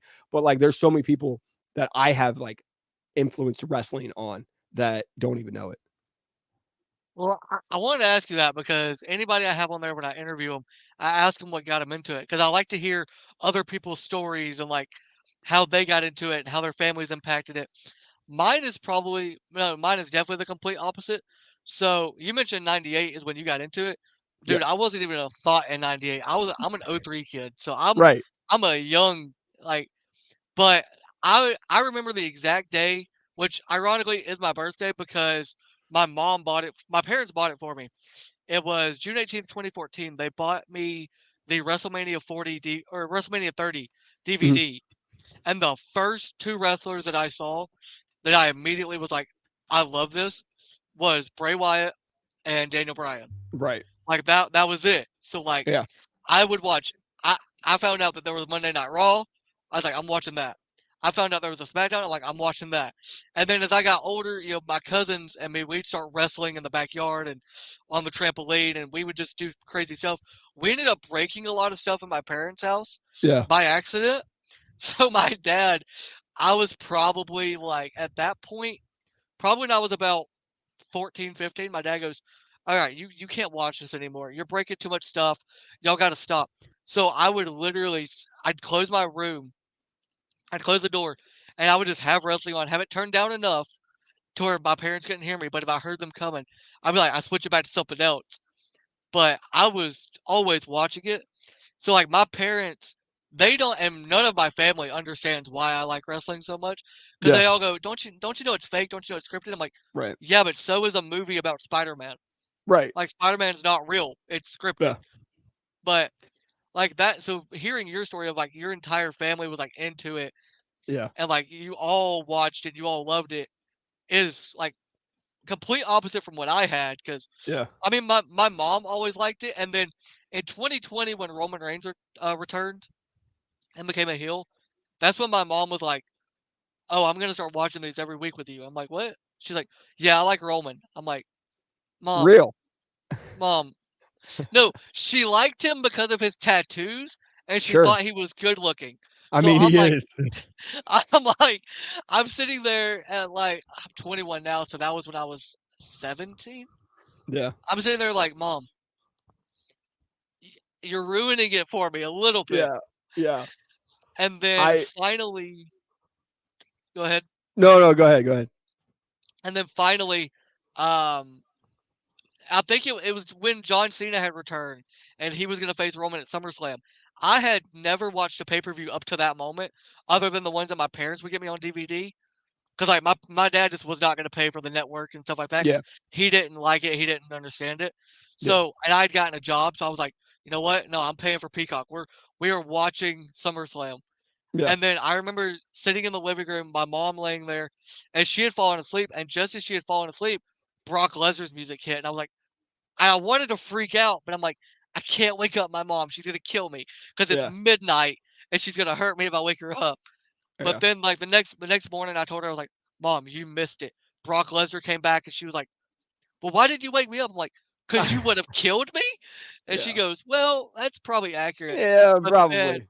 yeah, but then, so that's the ma like, my mom, if she didn't watch it, she was asking me the next day, like, "Hey, what'd Roman do? Hey, what'd Roman do?" She Yeah. wanted to watch, like, the old Shield stuff just to see Roman, Yeah. which up until that point, nobody in my family had ever shown any interest in watching wrestling, so I was like, "Sweet, this is something that connects me to my mom more. Let's go Yeah. ahead and do it." And then, I think I've told everybody in the Discord this, and I know I've probably made it public at this point. But so in February of this past year, my mom passed away, and then a few months later, Roman losing the title. That's why I got so emotional because she was so Yeah. connected to Roman, and Sure. that's how we connected. So then, like now, when I watch wrestling or when I'm watching Roman or anybody that my mom liked, because she was also a huge, and I cannot believe I'm saying this, and if Marissa hears that, she's gonna freak out. She would have loved my mom because my mom was a massive. She loved Dominic Mysterio and she hated Ray. Wow. She hated Ray. She couldn't stand Ray at all. Even when Dom and Ray were teaming together, she was like, I just don't like the guy with the mask. That's crazy. I was like, Mom, he's a legend. She's like, I don't Like care. everyone loves Ray. She's like, I don't care. I don't like him. I was like, that's his son, and it's a father-son tag team. She goes, well, the son's better. It's like, Mom, and I think Her, Dominic, and Marissa are the only people that have ever said that. like and like when Roman threw Dominic from the ring onto the floor, I Yeah. was like, oh no, my mom's gonna hate this. And she turns around, she looks at me, and she goes, you need to. She actually said the word. She said, you need to talk to our tribal chief. I'm like, Mom, I don't got his number. I can't call him and talk to him. And she's Right. like, you need to figure. He hurt that little kid. I'm like, Mom, he's a 20-year-old man. He's fine. Right. He's fine. He's not hurt. Roman was safe with him. She goes, I don't care. You don't hurt. And I guess it's because at that time I was getting into my 20s and Yeah. Dom was, in his I think he was like 24 at the time. So Something like that. because of that like age difference or like seeing me grow up and then I don't know. And she also, but I learned this. So when my siblings were all younger, my mom used to take them to wrestling shows and stuff. Mm. But they never liked it. They never got into it. Wow. I'm the only one in the family that like really likes it. Yeah. And I mean, it's to a point to where like I mean, I've made an entire YouTube channel around it. Like I've built a platform of it. So Yeah. then like finding communities of like you guys and Wheezy and Conman and all these other creators, it's so cool to like hear y'all stories because everybody's different. But no, It's my so mom different, dude. absolutely loved Dominic, and she watched one episode of AEW with me. It was the first episode of Collision when Punk Oh, okay. returned. Yeah. We were there live. Yeah. Sh Yeah, she quite literally looked at me and she said, and I'm not making this up. This is for shoot what she said. She goes, "Who is that CM Punk guy?" I said, "He's a legend. He's been in the business for a long time. He was in WWE." She goes, "I don't like him. He's ugly and stupid." I'm like, "Mom." I'm like, So, you can't hate on Punk, because that was at the time where I liked Punk. right. I was glad he was back in wrestling, because Yeah. also Same. I started watching wrestling after he left, so I had to go back and Right. rewatch all of his stuff. And she was like, "I just don't like him." And she goes, "Isn't that the guy that you told me was like straight edge?" I was like, "Yeah." She goes, "He looks like an alcoholic." I'm like, "Mom, I mean, Drew he McIntyre was saying the same thing. I'm like, "Mom, he's just older, okay? Yeah. He's older." She's like, "How old is he? 70?" I'm like, "No, he's not that old. He's not Ric Flair." But she So also she had a funny nickname for Ric Flair, and I mean, this is unfiltered, so I'm just gonna say it. She used to tell me that she used to call Ric Flair Little Dick Rick. Little Dick Rick, Jesus Christ. Yeah, my mom hated Flair. Hey, I don't know what Ric Flair was packing there, but also hating Ric Flair, loving Dominic, hating CM Punk. You know, the Roman might not be fully matching up, but this would have been Marissa's favorite person. Like, Yeah, like dude, she like everything other than the Roman love. I think everything that my mom hated, Marissa would have agreed with, and everything she liked, she would have agreed with. But right. like, dude, it's so weird to like hear and see like how my mind has shifted since my mom got in, like started watching it with me again, Mhm. and like how weird it's been. So like, there was a point, and I think it was 2019 where I was just like, I'm not watching.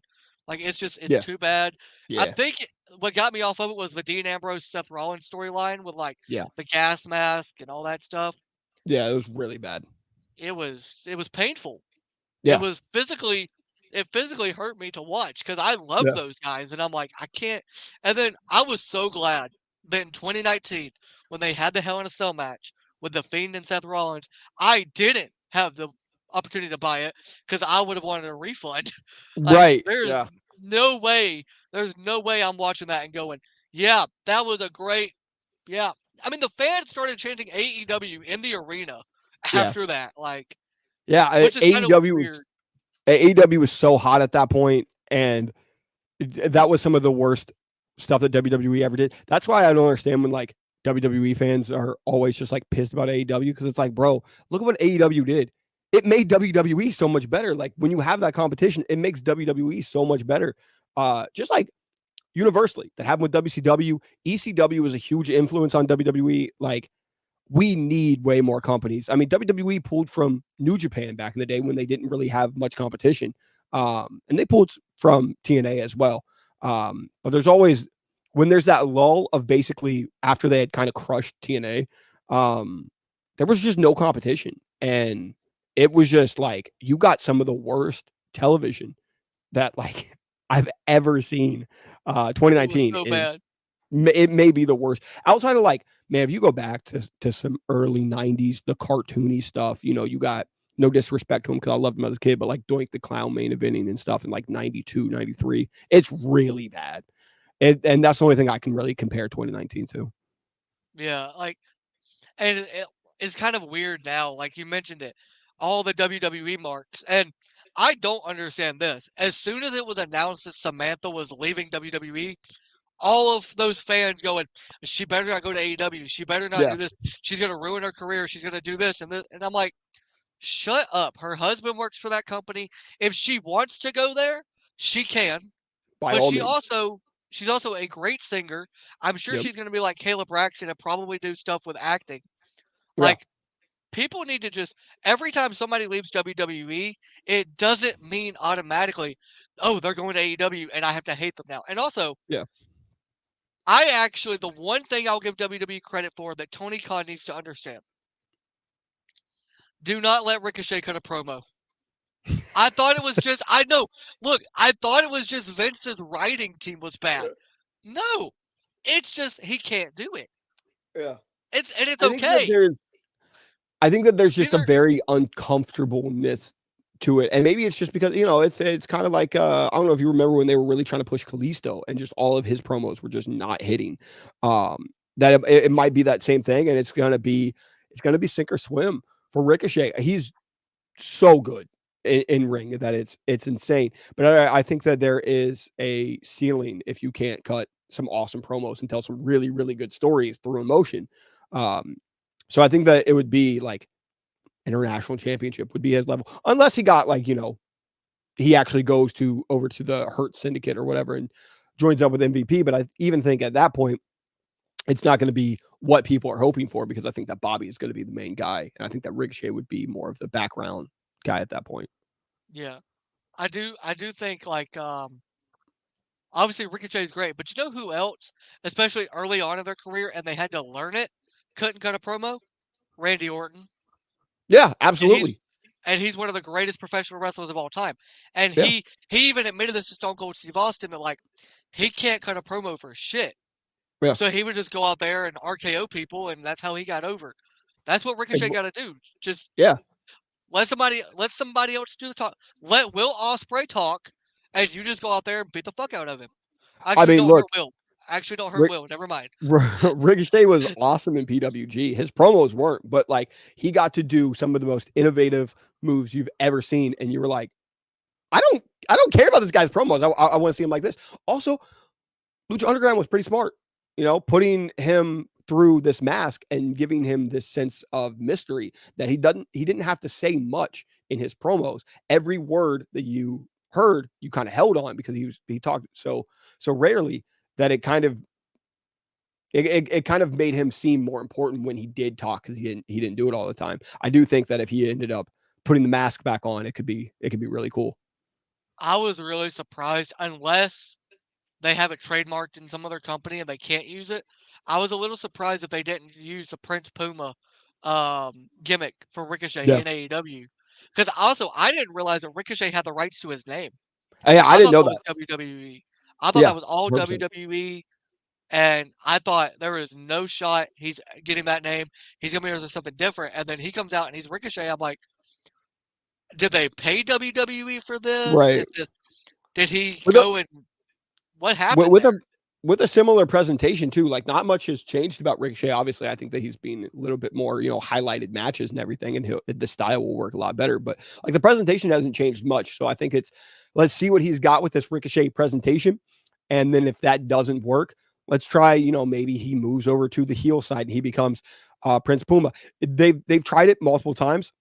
It's only worked a handful of times, but kind of the Great Muta philosophy of Keiji Muta was, the Ricochet, and then he would become the Great Muta. He had the face paint and everything on, and then that was like a completely different person. Like, it was.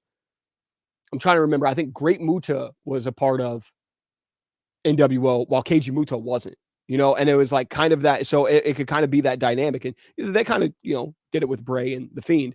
But I do think that could be very, very interesting. It was like Ricochet is Ricochet, and he's wearing the suits, and he's a nice guy and does all the flips. And then Prince Puma is a much more darker character. Kind of like the Faces of Foley. Like all three Exactly. of Yeah. those faces, Exactly. they had different. Like there was different versions of Foley. Like Yeah. Mankind was more of like the heel guy, and Yeah. then you had Dude Love and like Cactus Jack. They were more like the laid back, guys. But like I do wonder, and I worry about this is like unless he's not coming back. Which, by the way, Tony Khan, if you're listening, you have two people on the same podcast begging you. I don't care what it takes. You pay him what he wants. Pay him more than MJF for all I care. Just give him the company. Bring Ricky Starks back. We need Please, him bro. back on TV, bro. I don't think have we seen him since Punk left? So he cut that promo. I got a very interesting. I actually FaceTimed him the day that Punk got fired. It was like an hour or two after Punk got fired. I was on FaceTime with him. That's crazy, bro. Which that was because of Erica and Ricky was just very. Ricky's just a very like. He's not a guy that like sugarcoats shit, and you could tell that he was definitely frustrated. So then he cuts that promo where he's like I want to cry and everything. Does the all out match with Danielson. That's one of my favorite matches of the year. Then goes into a program with Big Bill where he's like suspended, but then, and that's where everything just kind of fell apart. No diss to Big Bill. I think Big Bill is awesome, but like putting Ricky Starks into a tag team with Big Bill just made no sense. And then they won the tag titles from FTR, then ended up losing them and went into a tag tournament. And then that's when Ricky got like a stinger on his neck, I believe. And Ricky said that night he wasn't actually hurt, but then they considered him hurt. And then that's been it. Yeah. You mentioned earlier, because you brought up Big Bill, so I'm going to bring this up. You mentioned earlier how Tony Khan, he needs to kind of ride the hot hand and just do what the fans want. I think he kind of proved last night he'll do that unless your name is Chris Jericho. Yeah. That's rough. Don't. I don't understand it. I always try to like find the optimistic take when I see something and being like, because I'm like, Tony Khan's not a stupid guy, as much as like the internet will try to be like, oh my God, he's a horrible booker. He doesn't know what he's doing. I try to look at that for Triple H, Tony Khan, Gato, everybody, try to see what is the logic behind this. And the only thing I can think of is that Jericho a couple weeks ago had a promo where he was saying like, don't trust anybody. They're only out to get you. Right. And Big Bill kind of looked at him sideways, but you couldn't see what Brian Keith did because Brian Keith's back of his head was hitting the camera. So I wonder if it's Brian Keith and Big Bill turning on Jericho, if it's just Big Bill turning on Jericho. Eventually, if it leads to Big Bill winning the ROH World title and him kind of being the guy in ROH, I'm open to it. I think that you could have gotten there without giving Jericho the title. I think that you could have gotten there with Big Bill being like Jericho being like, all right, so now you'll face Big Bill, and Big Bill taking the title off of Mark, which would have been a much better match too. But I think that if you kind of give Big Bill part of ROH, not necessarily in the same way that you gave Athena ROH, but kind of making him one of the guys to build ROH around, I think that's kind of smart. Like he's been a guy that's had an awesome redemption arc that I think could really help out a lot of the young talent in ROH. I think that ROH genuinely, like, I really wish ROH would be like NXT, like black and gold style, while also mixing in a little bit of like the NXT like 2.0 style where there is a lot of young talent.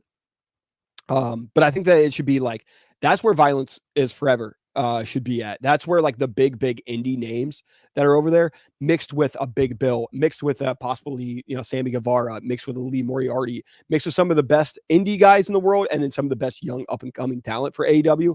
I think that Big Bill would be a good world champion there. If they're not doing that, if it truly is, I've seen people be like, oh, well, maybe they're getting a TV deal for True TV. True TV, you got to look at it. Jericho's not the guy for your world champion. Like, it's not. Like, it's such a bad idea. I think, honestly, I like your idea, like it being a way to get Big Bill to like be the champion. But at the same time, Big Bill can now go to Jericho and be like, hey, I helped you. You wouldn't have won it without me. Maybe just give me a match. But he could have also just like turned on Jericho last night. Yep. And went to Mark and be like, hey, man, I helped you out, Right. And that would have made more sense because that's babyface.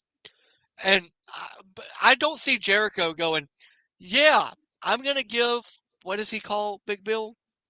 Redwood, or Red Tree, something like that. Yeah. Yeah, Redwood, something weird. We got the Bad Apple and we got the Redwood. I don't see him going, yeah, I'm going to give you a title match. Like, Jericho at this point in his career, he knows the fans don't like him. Yeah. So he's just going to feed into that, and he's not going to give them what they want. And I honestly, unless it leads to like, at this point, Please have Brian Keith win the Ring of Honor World Title. Either be one, great. Big Bill or Brian Keith. Those are guys to really make us staples of ROH. Yeah, like at this point, one of those two has to be the one to turn. I like the idea of Big Bill, except for then does that mean that Brian Keith stays with Jericho? Because I don't want Brian Keith to do that. That's what I'm worried about, is that it's going to, and I think for all of this, respectfully, Jericho's going to be staying on AEW, which sucks, right? And he, for some reason, gets 20-minute matches because he's like, it's funny because they don't want me to have long matches. I'm like, it's not funny. It's just bad TV that you could be giving to somebody else. But I think that it's probably going to be for Ricky Starks. Yeah, exactly. I think that's going to be probably Big Bill turning on Jericho, and then Brian Keith ends up trying to save Jericho, and it'll be Big Bill versus Brian Keith. The one thing that I really like is, like, I don't know if you watch too much ROH. I feel like I'm the only person that like watches ROH on even like a semi-regular basis. But like they've really tapped into Lexi Nair, the interviewer, also being a part of like storyline. She's a part of Athena's storyline. And I think that once Athena moves up, you have Big Bill there, who is with Lexi Nair. I believe they're engaged. Yeah. That could also bring in Lexi Nair, and Big Bill is the new person that is kind of like Athena that's like working with Lexi Nair in that, which I think could be really, really entertaining. I also think that you could have a lot of like, wrestling hasn't done this in a really, really long time, of having the ROH world title be more so of the heavyweight championship. So you actually have it more UFC style of like, this is going to be where the big ass dudes fight. You could have a Big Bill versus a Hobbs. You could have a Big Bill versus a Miro if he ever, comes back. Big Bill versus Wardlow if you want to try to, reignite his career. And then I think that as a storyline for like 6 months could be really fun, is to actually see like the Hoss fights. That would be really cool. That's another thing. You bring it up. We saw obviously Adam Cole, Roderick Strong, and Taven and Bennett. Yeah, Taven and Bennett. Yeah. Where the heck is Wardlow? Is he injured? Are they doing him like Ricky Starks? Like, what are we doing here? I'm a little. I mean, this is a perfect example of the not striking when the iron's hot. Wardlow is a perfect example of Tony just being like, I want to make you a guy, but not over these like other 20 guys. So you're just kind of a guy right now. He puts a TNT title on him, and I think that was already probably below what Wardlow should have been. And then he's like, I'm going to have you feud with Tony Nese. And it's like, all right, we have cooled off so much on that I could see Wardlow just being very like waiting for my contract to be up. We met Wardlow. We saw Wardlow all around WrestleMania weekend. We were staying at the actual hotel that the wrestlers were staying at. And Wardlow became, I always liked Wardlow. And I always liked Wardlow because he did an interview saying that his favorites were the Hardys growing up. And that he wanted to do a trio. It's called the War Hardys. I was like, that would be cool. But going there, it was the time Matt Hardy kept posting me all over Instagram and everything. He just did not too long ago. I remember that. I remember that. Matt Hardy's the GOAT. But he did that, and we're parking at the hotel. Guess who's in front of us? Matt Hardy, Rebby, all of the entire family. I'm like, that's so dope. I'm like, this is crazy. And Wardlow pops out, and I know Wardlow's a Hardy mark, and I'm sitting there. I'm like, I wonder how he like interacts with Matt, like, because he works with him. So it's like, oh, hey, cool, that's Matt, bro. No, it's not like that. He was like, oh shit, Matt, blah blah. Like he reacted the same way that I reacted to Matt Hardy 3 seconds ago. So I was like, this is my guy, and he's like, oh, so like, what are you doing, with your booth and everything for all the signings and everything? Matt's like, oh, I'm gonna be here, blah blah. He's like, at this time.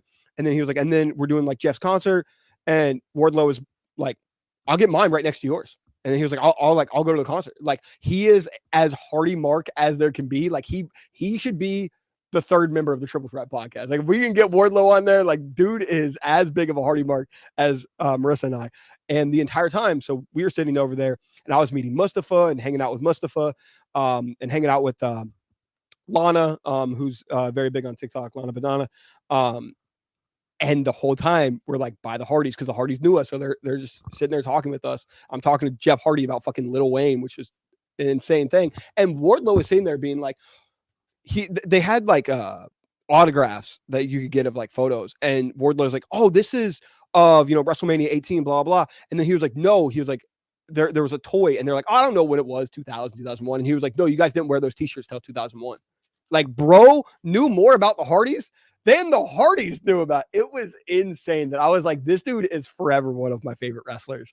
So I definitely think that he makes sense in WWE.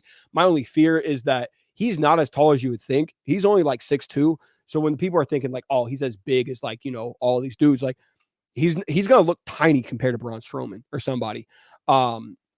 But as long as they really emphasize like his athleticism that he has, because he's, they compared him to Batista, but Batista's like 5'6", 5'5" or 6'5" or something like that. Not 5'6", 6'5", 6'6". Yeah. So he's not going to be as big as those guys, but if they can really get over his athleticism and everything, dude, I think he'd go to NXT and be awesome.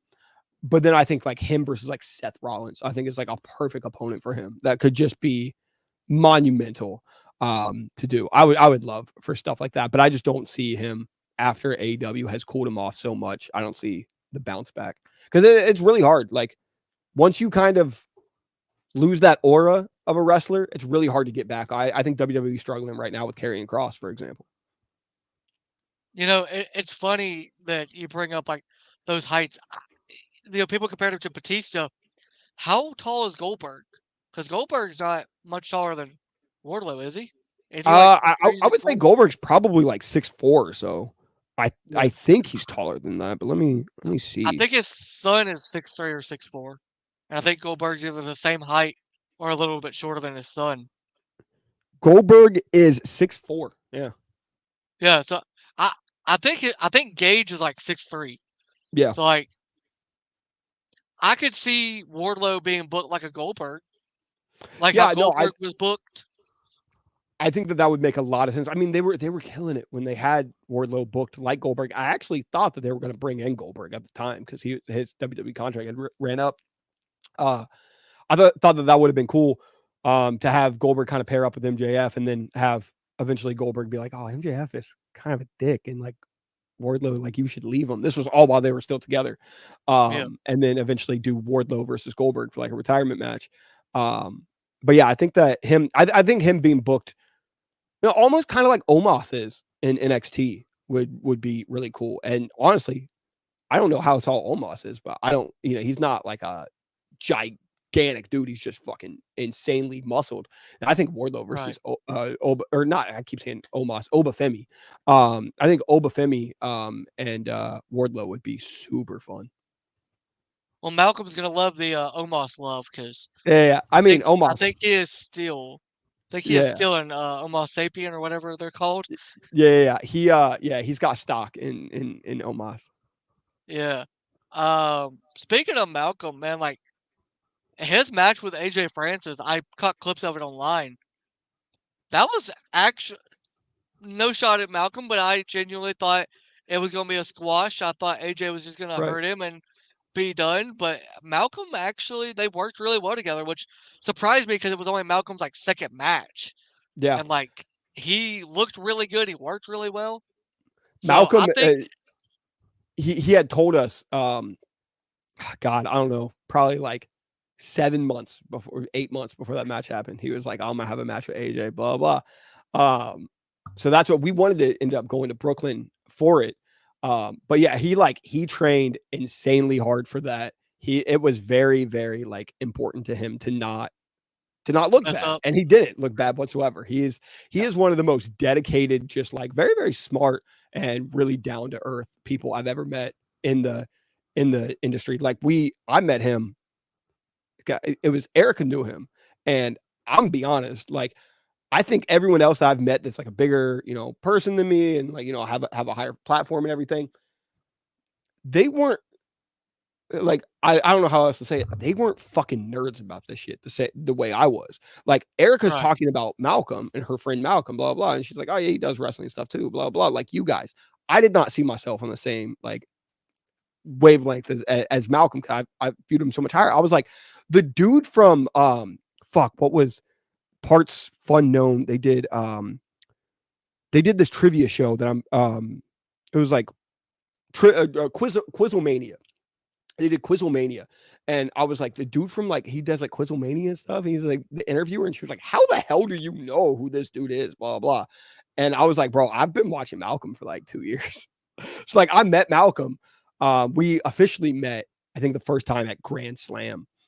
And I can't do the whole like, I know who you are, but like, you know, and we had like known each other a little bit, but like I was just like, bro, like I've been fucking with you for a while. Cause I was just like, it feels weird to like not acknowledge that thing. And I don't feel like ever awkward being like, I know who you are and you don't know who I am. That's fine. Right. And Malcolm was just like the coolest, just like most regular dude there was. Like we immediately were scissoring each other, 10 minutes into meeting each other. It was wild. Malcolm's also very loud, and I like it because I'm a very loud and like obnoxious person. And I like to cause chaos in public, and Malcolm likes to do the same. No, so like, and I get that. So like when me and my friends were in Atlanta for Bad Blood, and we met Zilla after the show, I've obviously been watching Zilla. I've tagged him in a bunch of stuff. Like he's liked a lot of my Instagram stories, stuff like that. It's like he knew me a little bit, but he didn't know me. And I know a lot about him and his family, obviously. So I was like, this will be chill. I'm not gonna, I'll just dap him up. I'm not gonna like geek out or like anything like that. Bro, as soon as I fucking dapped him up, I was like, the main one right here. I was like, damn, I'm fucking a fanboy at this point. Yeah. I'm like, I struggle with that a lot. Like being the fanboy, because like I wouldn't meet. I've never until last year, 2 years ago. I think it was last year. I didn't meet the Hardys. Like I kind of stayed away from all of that because like I didn't want to like be weird. Because I'm like, bro, if I have a bad interaction with Jeff Hardy, like my life is ruined, bro. Like I was like, I can't do it. So I only have a couple people on my bucket list to like meet that I'm like, I don't care. Like I gotta meet these people. But that's what like Marissa's really helped me get out of that because I'm just like, bro, like because I had a perfect, like I genuinely believe I have like a perfect interaction with a celebrity. And it was, but I've known the dude since 2010. And like I've met him when he was not big, but it was Machine Gun Kelly. And if anybody knows, like I'm a massive Machine Gun Kelly guy. And so I was sitting up at EST Fest, which is Machine Gun Kelly's festival, and he pops up to me and he knew who I was because like I was rocking with him when he did this place called like Scully's for like $20 a ticket. And I've always been around. I've always tagged him and stuff. He knew me by my Twitter name. I was a part of a whole Machine Gun Kelly stan culture all before any of this shit. And I had my own MGK stan culture stuff. The EST was the group. I had my section was the wrestling guys. So it made sense. Well, now all of these wrestling guys are all like my biggest supporters. Like all over Twitter, they're like, oh, shout out Johnny. I just saw this video. It's all from like this whole community. And so I'm sitting there at EST Fest. Kels pops up and he's got a bag of Crown Royal. But in the bag are lace up necklaces for it was his whole motto was lace up. And he just hands them to me. And he was like, take them. He was like, give them out to, your friends and everybody. He was like, just give them out to people. He was like, you do whatever you want with them. I trust you. And I'm like, bro, that's the craziest interaction. Like the dude that you looked up to is like, here you go. I still have the necklace. And that was 2014, I want to say. So then later that night, like I gave them out to all my friends and I just started passing them out to people and just everyone got all these MGK necklaces. Then later on, in the night, I was a big skater. I was a big skater dude. And they had the skate ramp.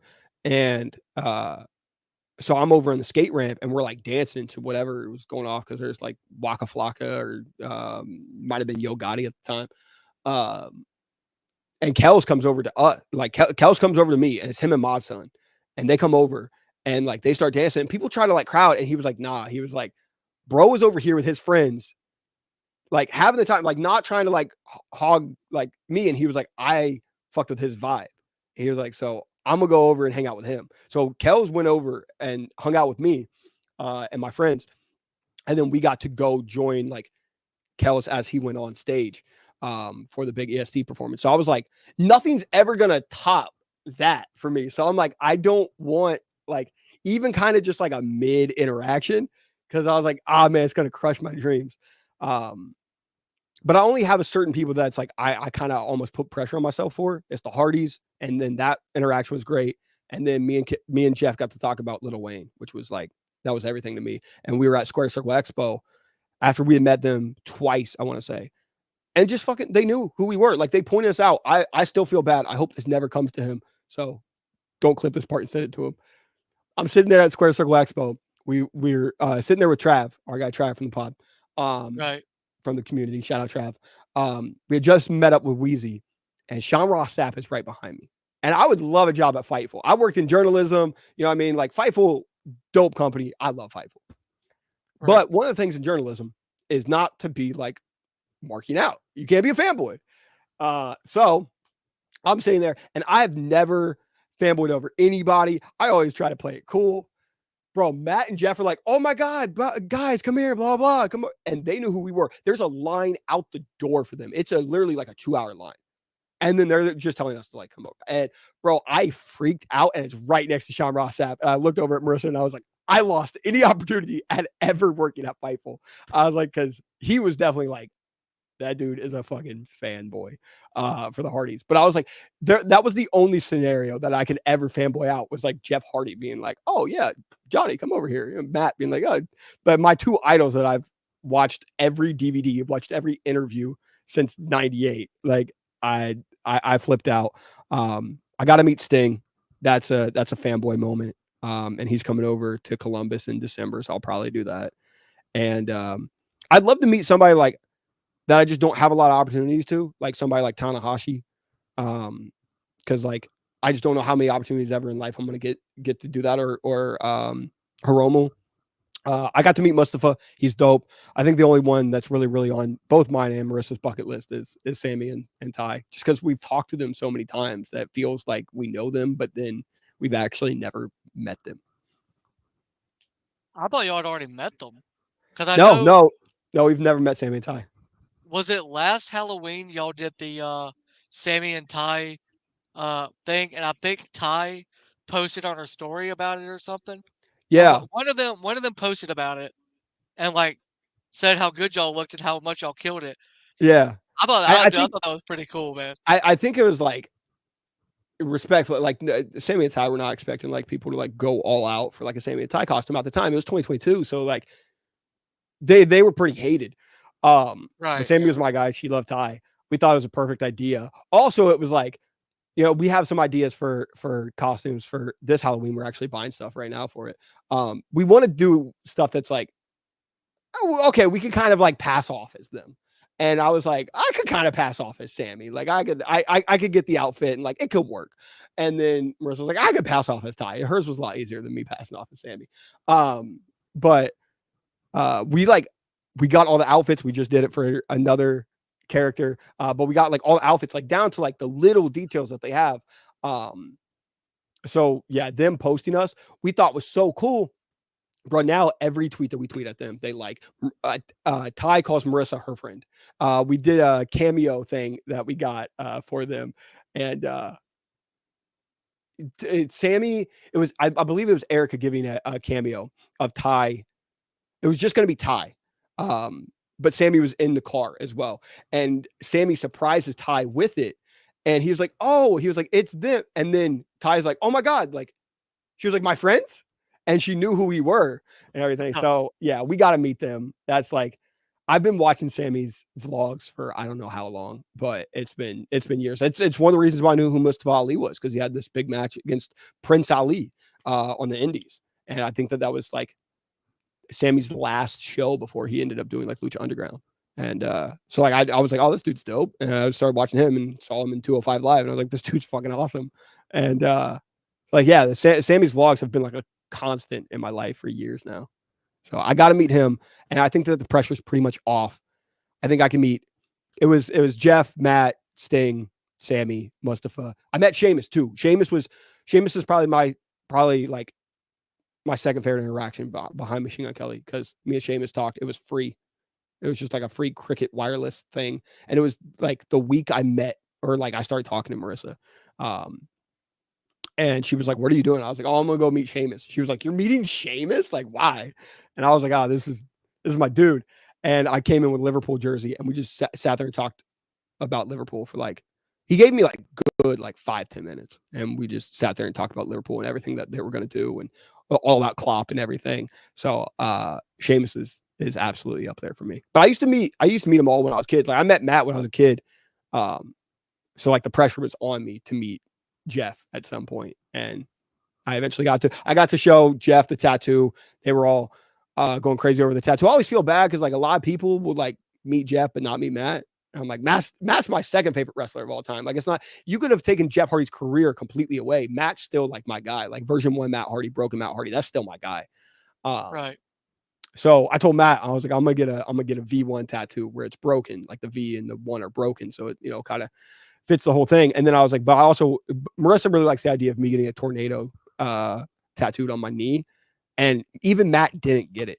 And I was like, because your song says I can slap a tornado, and it's a knee slapper. And Matt was like, oh my God, you got to do that. He was like, I didn't even piece it together. He was like, but you got to do that. I wouldn't get many tattoos for wrestlers, but the Hardys definitely. Yeah. You mentioned like, when you're in media, you got to be professional and stuff. So Yeah. like when I went last February and did the Senior Bowl, I was there for work. So Yeah. I was completely professional. I didn't and I was like a fan of all these players I was interviewing. I'm like, Right. I can't, but then like coming out of Bad Blood after everything that had happened that night, and then we just happened to walk out and Zilla just happened to be there. I was like, you know what, man? There is nobody else here outside of a couple fans, and they're all just freaking out. So I didn't like freak out, but you could tell in like the picture and stuff, like I was fucking nervous, bro, because I'm like, Yeah. I don't want to like dap him up and him be like, yeah, no, you're not cool. So like after the show, me and my friends get back in the car and we're getting ready to leave. And I look and Zilla had liked the story that I posted about him, about meeting him. And then he also followed me. And That's then crazy. Yeah. he followed another one of my friends who I didn't expect him to follow. And then he didn't follow my other friend who I fully expected he would probably follow. So it was like, it was weird. So then and I mean, I've texted Zilla, like I've hit up Zilla before, like when he won the HOG championship, the Yeah. crown jewel title, I texted him, was like, hey man, congrats on the title, watch the match, great match. And he like liked the video or liked the message and so he knows me a little bit. And like Yeah. even my friends were like, dude, I think when you dapped him up after you walked away, they were like, I'm not 100% sure, but I think he turned back to look because I think he almost recognized you. I'm like, nah, bro, he didn't. He did That's not. crazy. But on Instagram though, like it's my face on my profile, so he could No, have. 100%. But Yeah, no, I think that wrestlers are a lot more human than we think. And like oh that's no, why I'm for like, sure. bro, when Matt Hardy posted me, and he just randomly did that, like completely random. He posted me and I was like, but like this can't be like real life. But then now it's like I'm almost feel awkward because if I post something with Matt, he'll just post me. I'm like, bro, like it's always just like just a crazy like life that it's like Matt Hardy is this dude that I idolize, is like just like posting me all the time and like knows who I am and everything.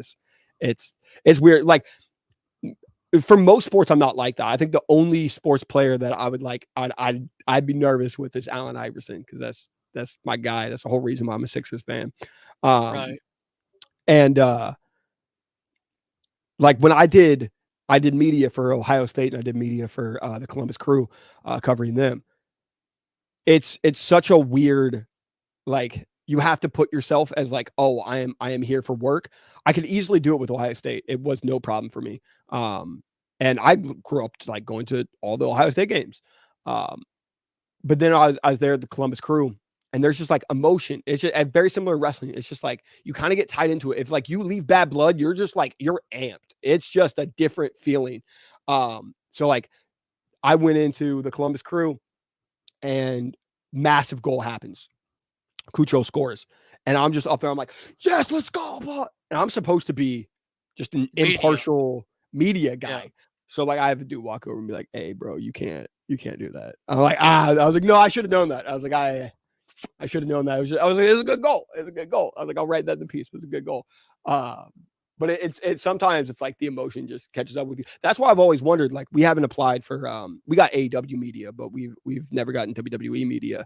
For one, I just don't think that we're big enough. But that's also like we've contemplated it because there was some good and there was some bad about being there at WrestleMania 40. But I was like, man, I wonder how it'd be like being in the press box. But I'm like, bro, say it's Sheamus and he wins the IC title at WrestleMania. Yeah. I don't think I can pull myself out of being the media guy there and not just be the fan and go crazy over it. Like, I'm gonna look like Ricky Starks up in the box, just going crazy. Cause it's like there's points of like, I don't care about the pay-per-view that much, or like I don't really care what happens. I can be cool and be professional, but there's moments where it's like, if Sheamus wins the IC title, I don't think I can do it. If Jimmy were to win something, I don't know if I can pull myself out of it. Yeah. And like, I remember the video being posted on TikTok of Marissa's reaction to Cody winning. Yeah. There's no shot y'all are going in there to do media, and as soon as his music hit to walk in, she's not like, fuck Roman Reigns. Yeah. That's Like, yeah, I mean that's there's not a that's shot been it was happening.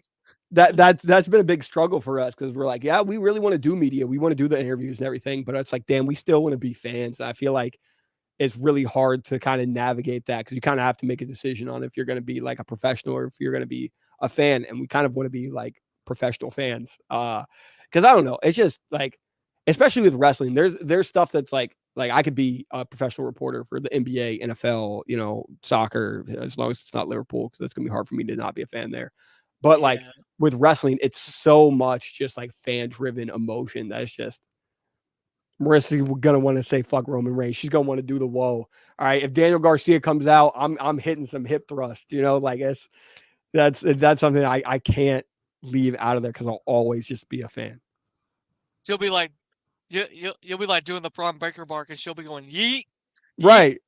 Like, that's just gonna happen. And, Yeah. but like, That's just like, I hope that one day, like WWE and just like all of the wrestling companies, they really embrace the fact that, like, yeah, these people are here to do their jobs, and as long as they're doing their jobs, cool. But like, they're wrapped up in the TV show just like everybody else. I do like, you said it, like, going to the events, being in the media. It also it is difficult when you see like Wheezy and Malcolm and like your friends doing it too, and you're Yeah. like, oh, I want to be a part of that. But then it's Yeah. like, but they have to take themselves out of being the fan when they're in 100%. those rooms, because Yeah, there's it's actual media outlets like Fightful and Yeah. like Instinct Culture, and yeah, they're all fans too, but they also have like degrees of media training, and they know what yeah, they're doing, and it's just, I think for me, it would be like, for the NFL, I could do it. I could be media for, like, I did the Senior Bowl. I could easily do like the media for football. I could do media for basketball. I could do media for uh maybe not baseball. It depends. If the Dodgers are playing, that's a different story.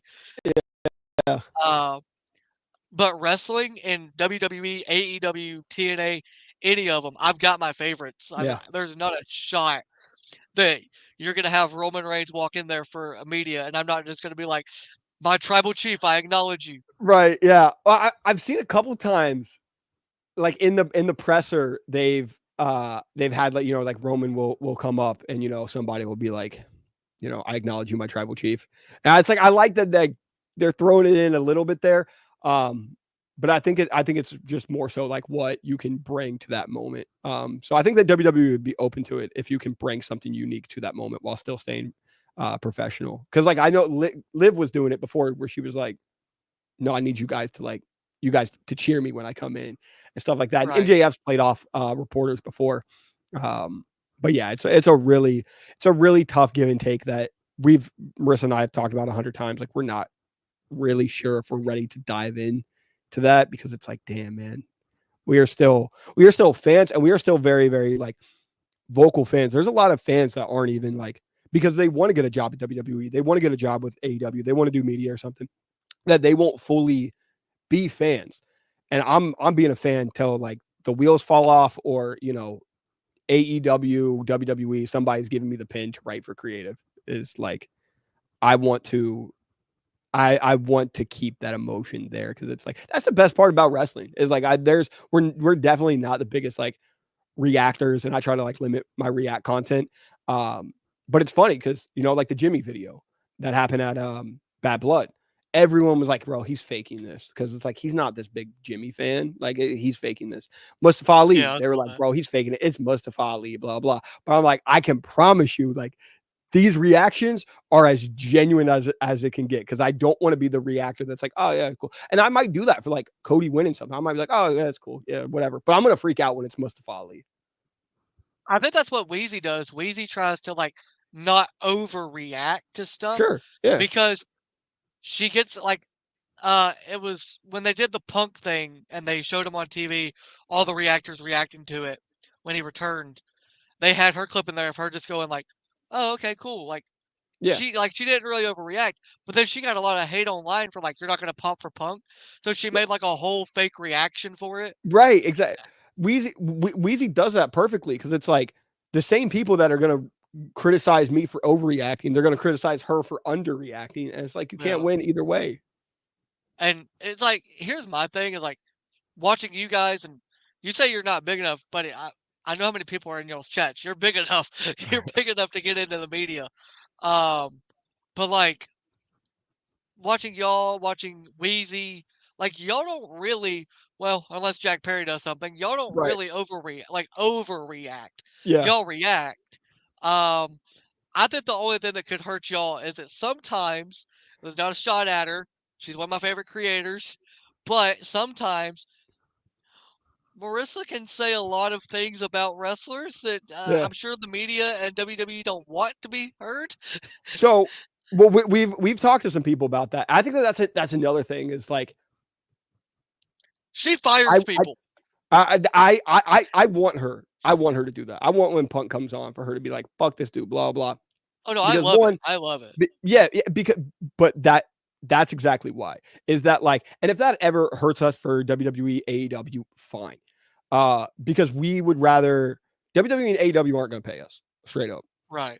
Right. But what does pay us and what does keep us going is the fans that are there. There's the chatters in there that are going.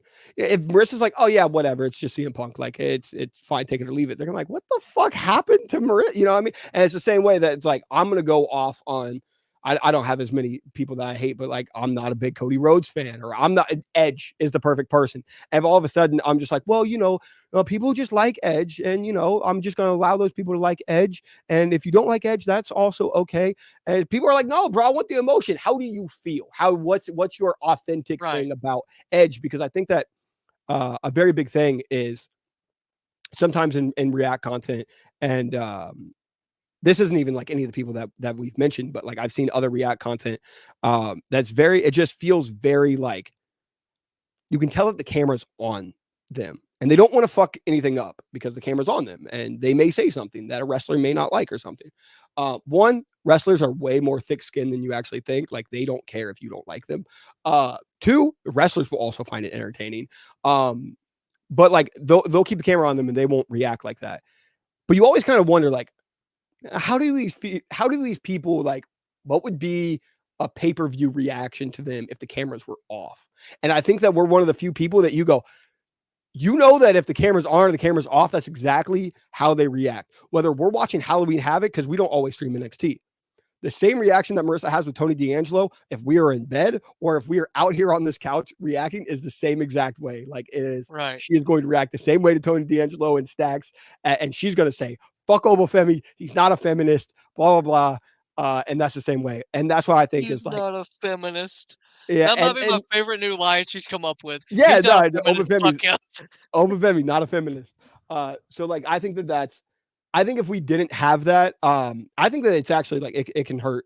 I can actually be the person that hurts it a little bit, is because I don't go at so many people that I think that it's. Yeah. I think Marissa's more of the interesting dynamic, respectfully, as much as I've never wanted to admit this. She may be the Jeff Hardy and I may be the Matt Hardy. Is that I am a lot more cool, calm, collected. She's more of the scissor. Yeah. It may hurt me to admit that because I've always wanted to be Jeff Hardy, and I've always been Jeff Hardy. I've been Jeff Hardy like 8 years for Halloween. All my friends are like, "Oh, you're the Jeff Hardy guy," and then my girlfriend comes in and she takes over Jeff Hardy, and I got to play the Matt Hardy role. But I think that's what sets us apart, and that's probably why we've been so big, is that she will be like, fuck CM Punk. And now it's, made me a little bit more okay with being, fuck Edge or fuck, whoever. And also I think that most wrestlers understand that 99% of the time, there's been exceptions.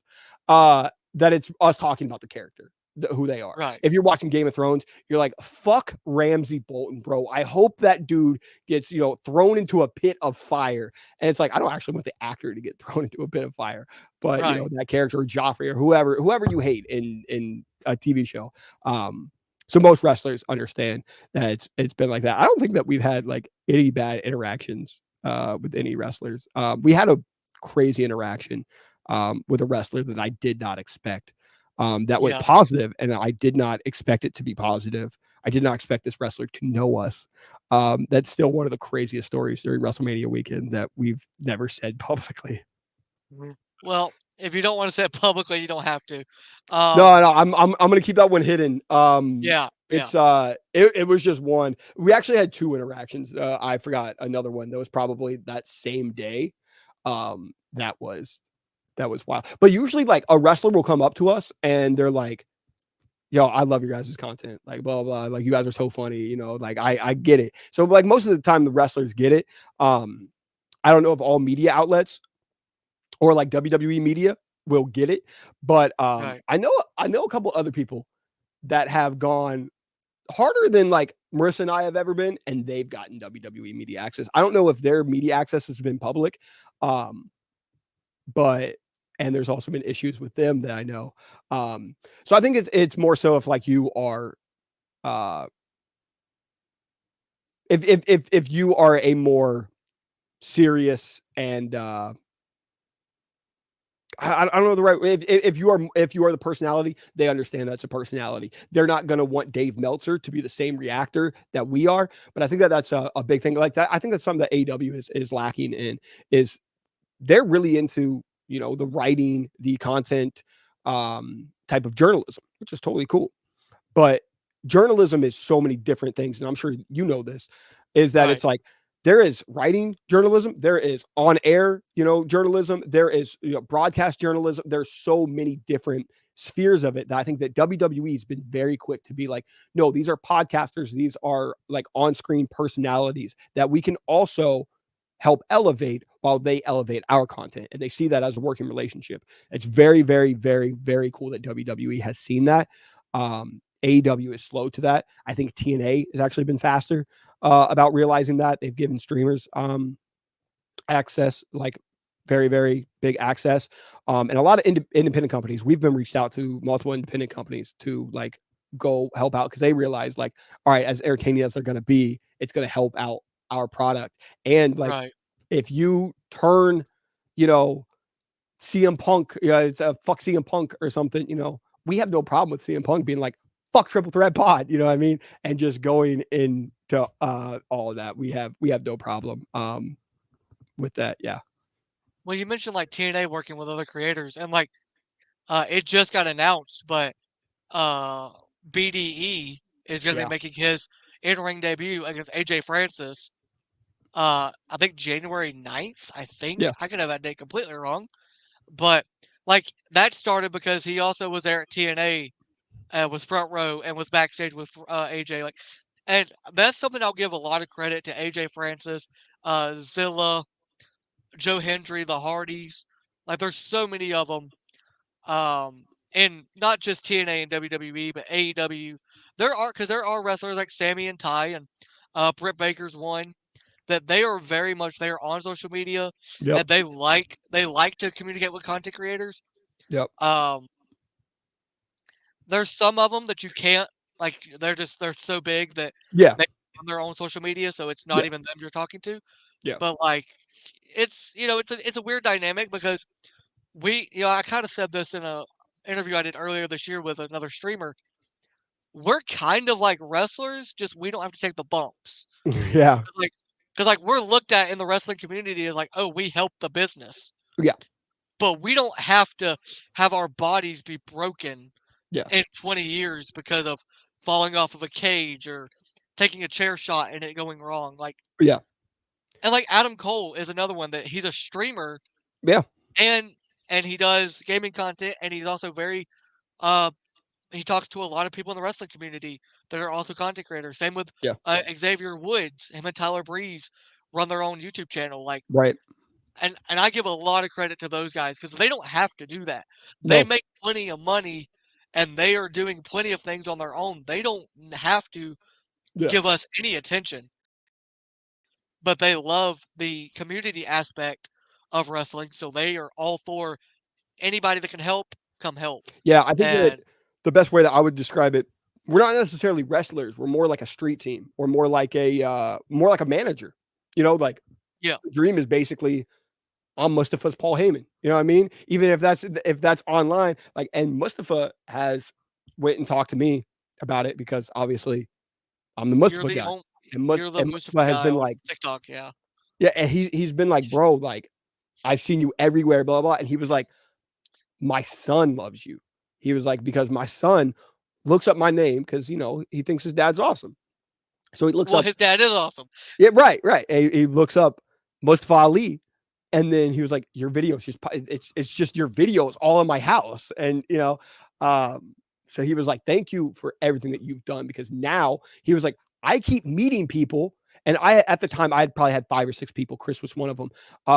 That had met Mustafa and had either taken a video or taken a photo being like, I told him about you. So he was like, bro, I'm waiting to be like, where is this dude at? Where am I going to see this dude at? Like, and then the moment I popped up and I was in like the suit, and he was just like, you helped me out. And bro, I was so pissed off. It was during the time, of like us seeing the Hardys and Wardlow and everything. I met Mustafa. I'm looking for Mustafa, and we're going all around the building looking for Mustafa. Marissa finds him, and I'm like, I'm standing like behind. I'm like, oh shit, there's Mustafa. And immediately he's at a table. And so I'm gonna go pay the money to go meet him. Right. And Mustafa was like, you ain't gotta like pay money, bro. But I still feel weird, like, because Riddle did the same thing with Marissa. He's just like, Riddle, we've met 100 times, and he's just like, bro, like, he's met us multiple times in the same day. Like, he doesn't care. But I was like, I still feel weird. I was like, I'm still not you. You know what I mean? Like, I'm still a fan. So I don't want to lose that aspect of being a fan. But it was fucked up because I'm paying money, and he was trying to dap me up as like a friend, and we missed the dap because I'm paying money. And he was like, he goes up to Mercy. He's like, you just see that he just fucking, yeah, he You just missed fucking the missed my dap dap. up? But no, Johnny! we got to have a good conversation about like the role of fans, and Yeah. like media personalities in wrestling, which is really cool. He is a very, very smart guy when it comes to the internet, and the Hardys are really good at it. Joe Hendry's really good at it. AJ Francis has been like the dude. best. Like, he really gets it. AJ was a part of, I'm sure that you've seen it, he was like just a part of like TikTok lives and stuff with a bunch of TikTokers and everything. Like, he's been like that. When WWE released him, it was like, it felt like about a month later, it was like, dude's gonna be fine. Because it was just like, he Yeah. understood social media, he understood people help elevating him by talking to him. Him being very, very close with Malcolm absolutely helped. And it helps out Malcolm. It's a huge, cool working relationship. Now he's doing stuff with BDE. BDE's awesome. Shout out to him. I saw him when I met Mustafa. I did not realize that he was going to be there. So he was probably like, who the fuck is that dude in a whole ass suit? Going crazy for GYV. Bro, I was so loud. It was GYV versus Rascals. And I was starting every chant. And I was like, fuck the Rascals. I was chanting, fuck the Rascals. And the Rascals are babyface. They're turning over and they're like, why the fuck did the fans turn on us? And it's just because I was a big GYV fan, and I was making everybody in my section cheer for GYV. No, there's the wrestlers that get social media they're going to go far. They're going to go really far. AJ's one of them. Yeah, they are for sure. And again, like, shout out to all the Vibe guys, because, like, if I'm not mistaken, don't they all live in like Ohio?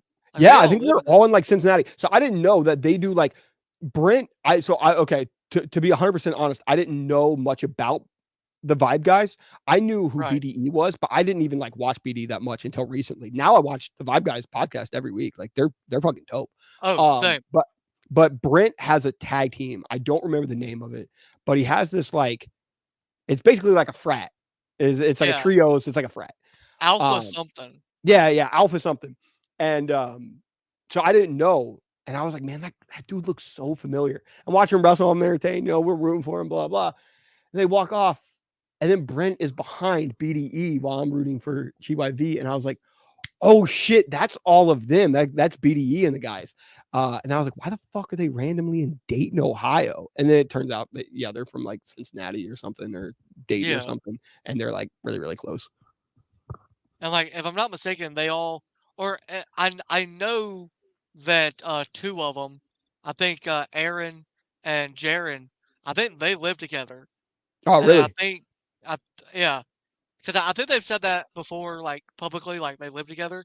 Yeah. I can't remember when they said it, but and I also know like their studio that they have now is like they've got a legit studio area now where they Yeah. record their videos. They have a wrestling rink there so they can train. And like that's where the podcast happened. So like Yeah. they're all very close. And it was weird when they brought in Jaren, that was at the same time that Nitro was leaving them Oh, to okay. go do his own thing. So the like people that watched them didn't like the fact that Jaren was coming in because everybody liked Phoenix Nitro. Right. So he went, I don't know if you've seen it. He posted it, bro. He went on like a rant one time. It was after he had won like their Vibe Guys championship or Yeah. Draft Wars championship or something. He like put the Ula Fala on. He made them all acknowledge him. It was so funny. And I'm like, because I watched BDE for years. Like I was Yeah. watching him back in like 2019. So then when I found out he was with Vibe Guys, and like that's how I found out about Vibe Guys and found out about Aaron and Brent. That was like fucking cool to me because I'm like, because Brent's also a wrestler, so that's like Yeah. that's dope. They're close with that guy, and then he's also getting them indoors to have them wrestle. Right. And like AJ's fucking just, he's like, look, if you're cool with me, and you want to do this, like he was on their podcast and he straight up told them like, wrestling's not hard. It's Yeah. just taking a bump. That's all it is. Yeah. You just gotta take a bump. If you Yeah. can do that, so you're good. I don't know. AJ Francis might have a couple more pounds of muscle mass on him than I. I train for wrestling. I am here to tell AJ Francis you're a liar. It's fucking tough. It's hard. He may, with all of the muscle that he have, the bumps may not hurt as much. Just being like, yeah, it's just taking a bump. It's like taking a knife to your back. It's difficult, but no, he's right. It's way more about, setting up a personality for yourself and everything, and setting up a story for yourself, which a lot of these media personalities and a lot of these YouTubers, they already got that done. And that's truly the hard part about wrestling. I still feel like the wrestling part is very, very difficult though. But I mean, AJ, when we were at WrestleMania weekend, he had his own booth and he texted us to go hang out with him. So we were going and talking with him. He was real happy that I was wearing an Iverson jersey. And he was like, that's the coolest Iverson, because it's the black and red Iverson jersey. And he was like, me and my friend were just debating this. This is the coolest NBA jersey, blah, blah. I took a picture of him and sent it to his friend and everything. AJ's a very, very cool lad.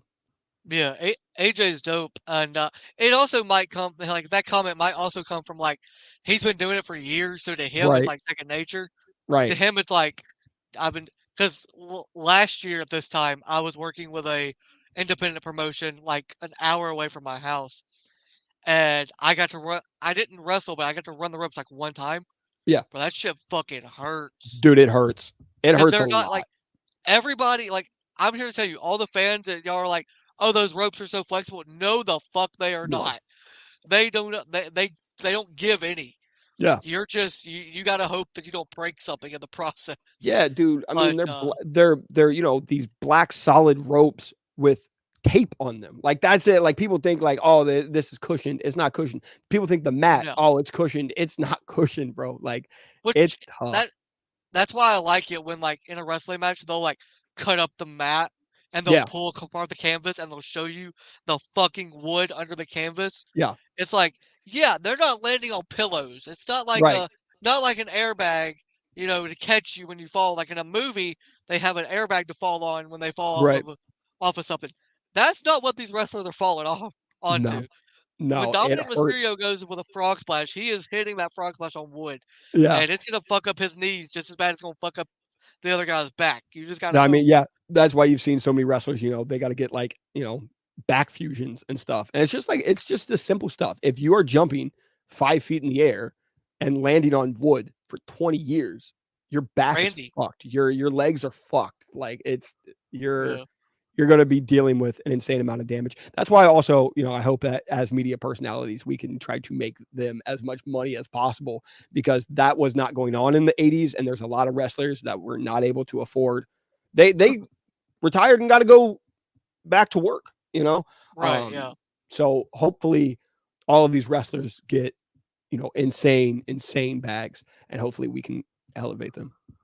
Especially the independent guys, because like the WWE and AEW guys, they're going to be taken care of. Mhm. The independent guys, they're wrestling for a couple bucks a night, or whatever their deals are.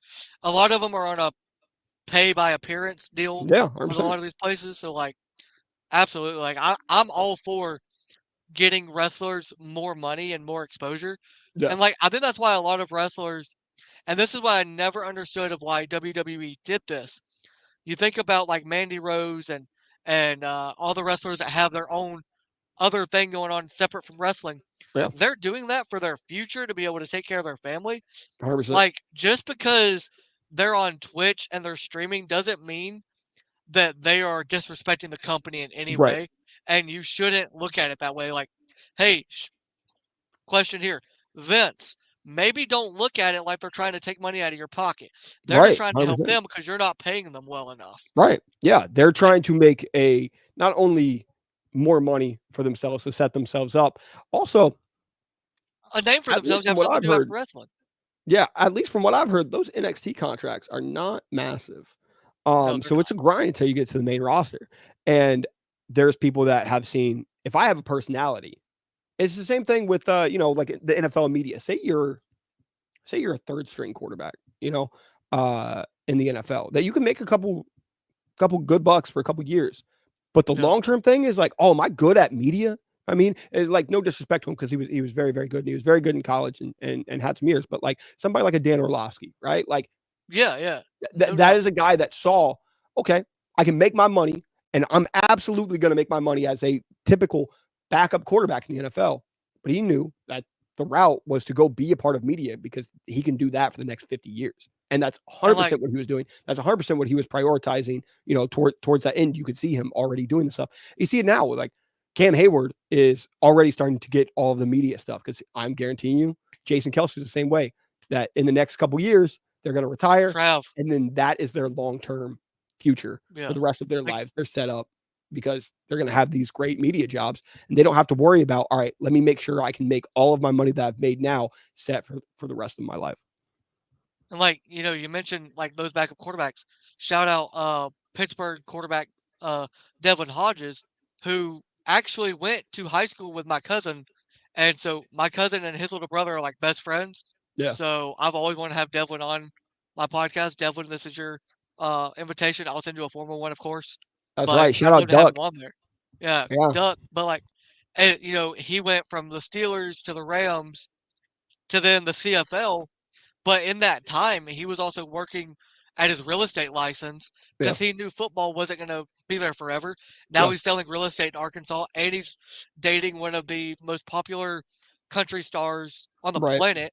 So like him and Laney are going to be set up for life. But Devlin works really hard for his money. And you mentioned like the podcast, like Jason absolutely started that podcast with his brother to be like, I'm going to see if I'm good at this, because if I am, I'm probably going to retire in the next year or two. So that'll be something I'll do. And then Trav, same way.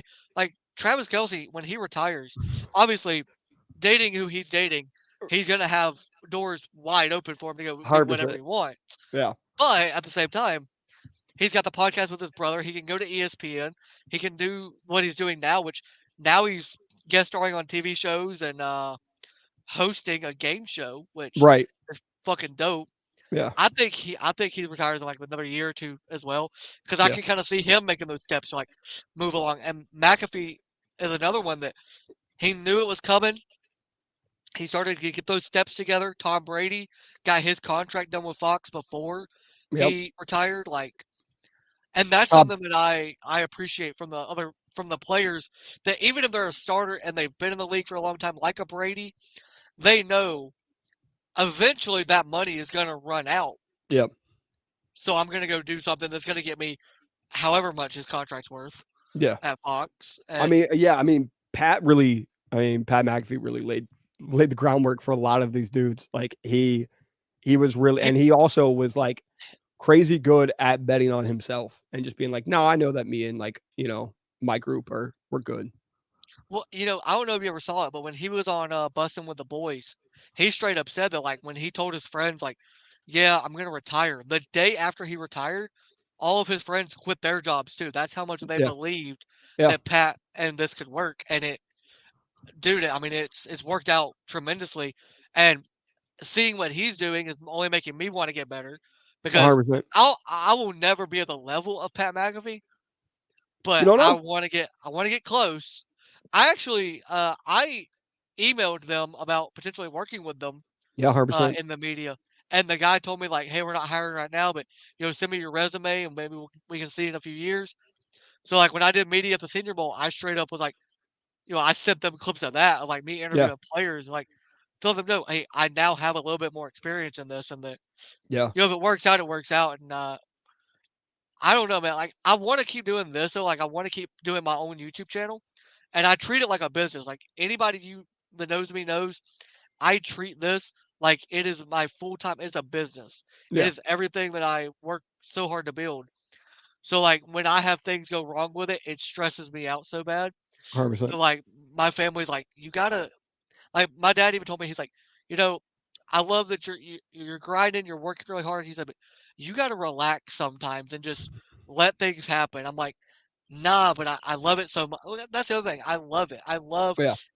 interviewing people. I love talking sports. I love talking wrestling. I mean, I just now looked at the live stream. We've been live for Right. over 2 hours, Yeah. and it doesn't feel like it. Like it just No. feels like we're just like two friends just talking sports, talking wrestling, and Exactly. it's like that that to me is what makes this part fun. Is like because it doesn't feel like a strenuous thing. It's like, oh, we're just having fun.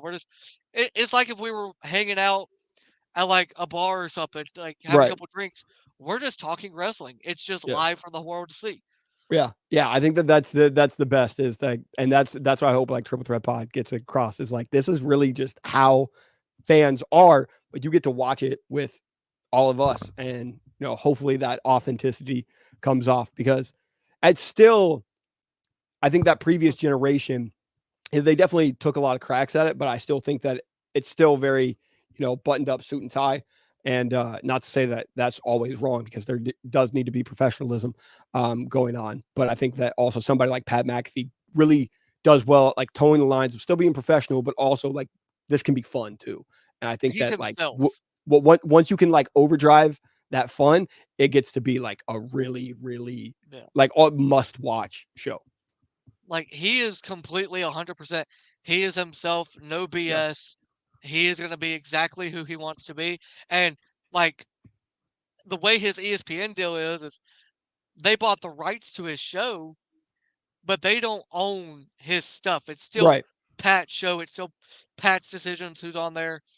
Like he still runs the whole thing. So like he could easily just one day be like, "Hey, yeah, I'm out," and leave that contract, and he'll be 100%. fine because he's still on YouTube. He's still Yeah. absolutely killing it. And Pat and Stephen A. Smith, who is a legend, obviously in the game, he has said this like McAfee is set up for like what he's doing with his show, Yeah. like what Shannon Sharp and Ocho do with Nightcap.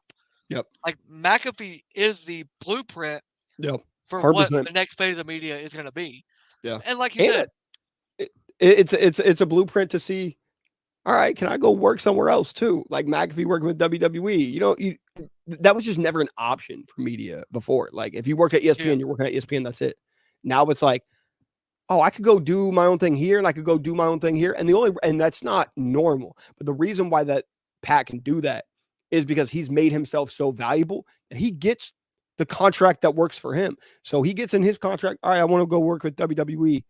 That's going to be a part of bringing me on. And if you can elevate yourself to that status, you can do you can live whatever life you want and do whatever. And I think it's really cool for Pat to go take all those risks and to go do WWE and to go do, College Game Day and everything and then yeah. just come back and it's super cool. Pat's like, I'm gonna have my own show. We're gonna run it the way I want to. We're not gonna be in suit and ties, or we're gonna be in tank tops and hoodies and Yeah. just like chilling. And you know what? I'm also gonna go to WWE, and I'm just gonna mark the fuck out and act like a fan. And Yeah. he says it. He says it by design. He said by design, like Michael Cole, Triple H, they tell him nothing Yeah. because he's a fan at heart, so they don't want to lose that and try to button him up and make it professional. So they're like, hey, just wear a sports coat. You can still wear your tank top. We do need a little bit of professionalism, but at the same Yeah. time, you're a fan, so let's just see. Like when the Wyatt Six debuted, he genuinely did not have a fucking clue. Right. Like he was like the next day on his show, he was like, I had no fucking clue. Like, what is this fucking thing that's holding a sledgehammer? Like, what the fuck? Right. Like, where did everybody in the back? Like, he didn't know anything. Yeah. But I also think that's like the best part of having Pat involved. Like anybody on social media that doesn't like Pat or hates on Pat, I honestly look at it like you're just jealous because you know that that's you at heart, but he's getting the opportunity to show it to the I think world. that's a lot of it, man, is that they're like, damn, I wish that was me. Yeah. Well, like when they went to Ireland for game day and his show Oh my went there, God. and he's in the fucking pub with Sheamus and all these fucking Irish people, and they're just like housing Guinness, and he's like, I've had like 46 Guinnesses, and I've taken like 30 edibles on a fucking plane, and you can see he's just phased out. Yeah. ESPN's not gonna cut him off. They're not No. gonna be like, Pat, stop, because Yeah. it got viewership, bro. Like it Oh, got people to 100%. watch. Bro, And you got when I see Pat sloshed with Sheamus on his show, I'm like, bro, hold on, I gotta click this link immediately. I gotta see what bro's doing.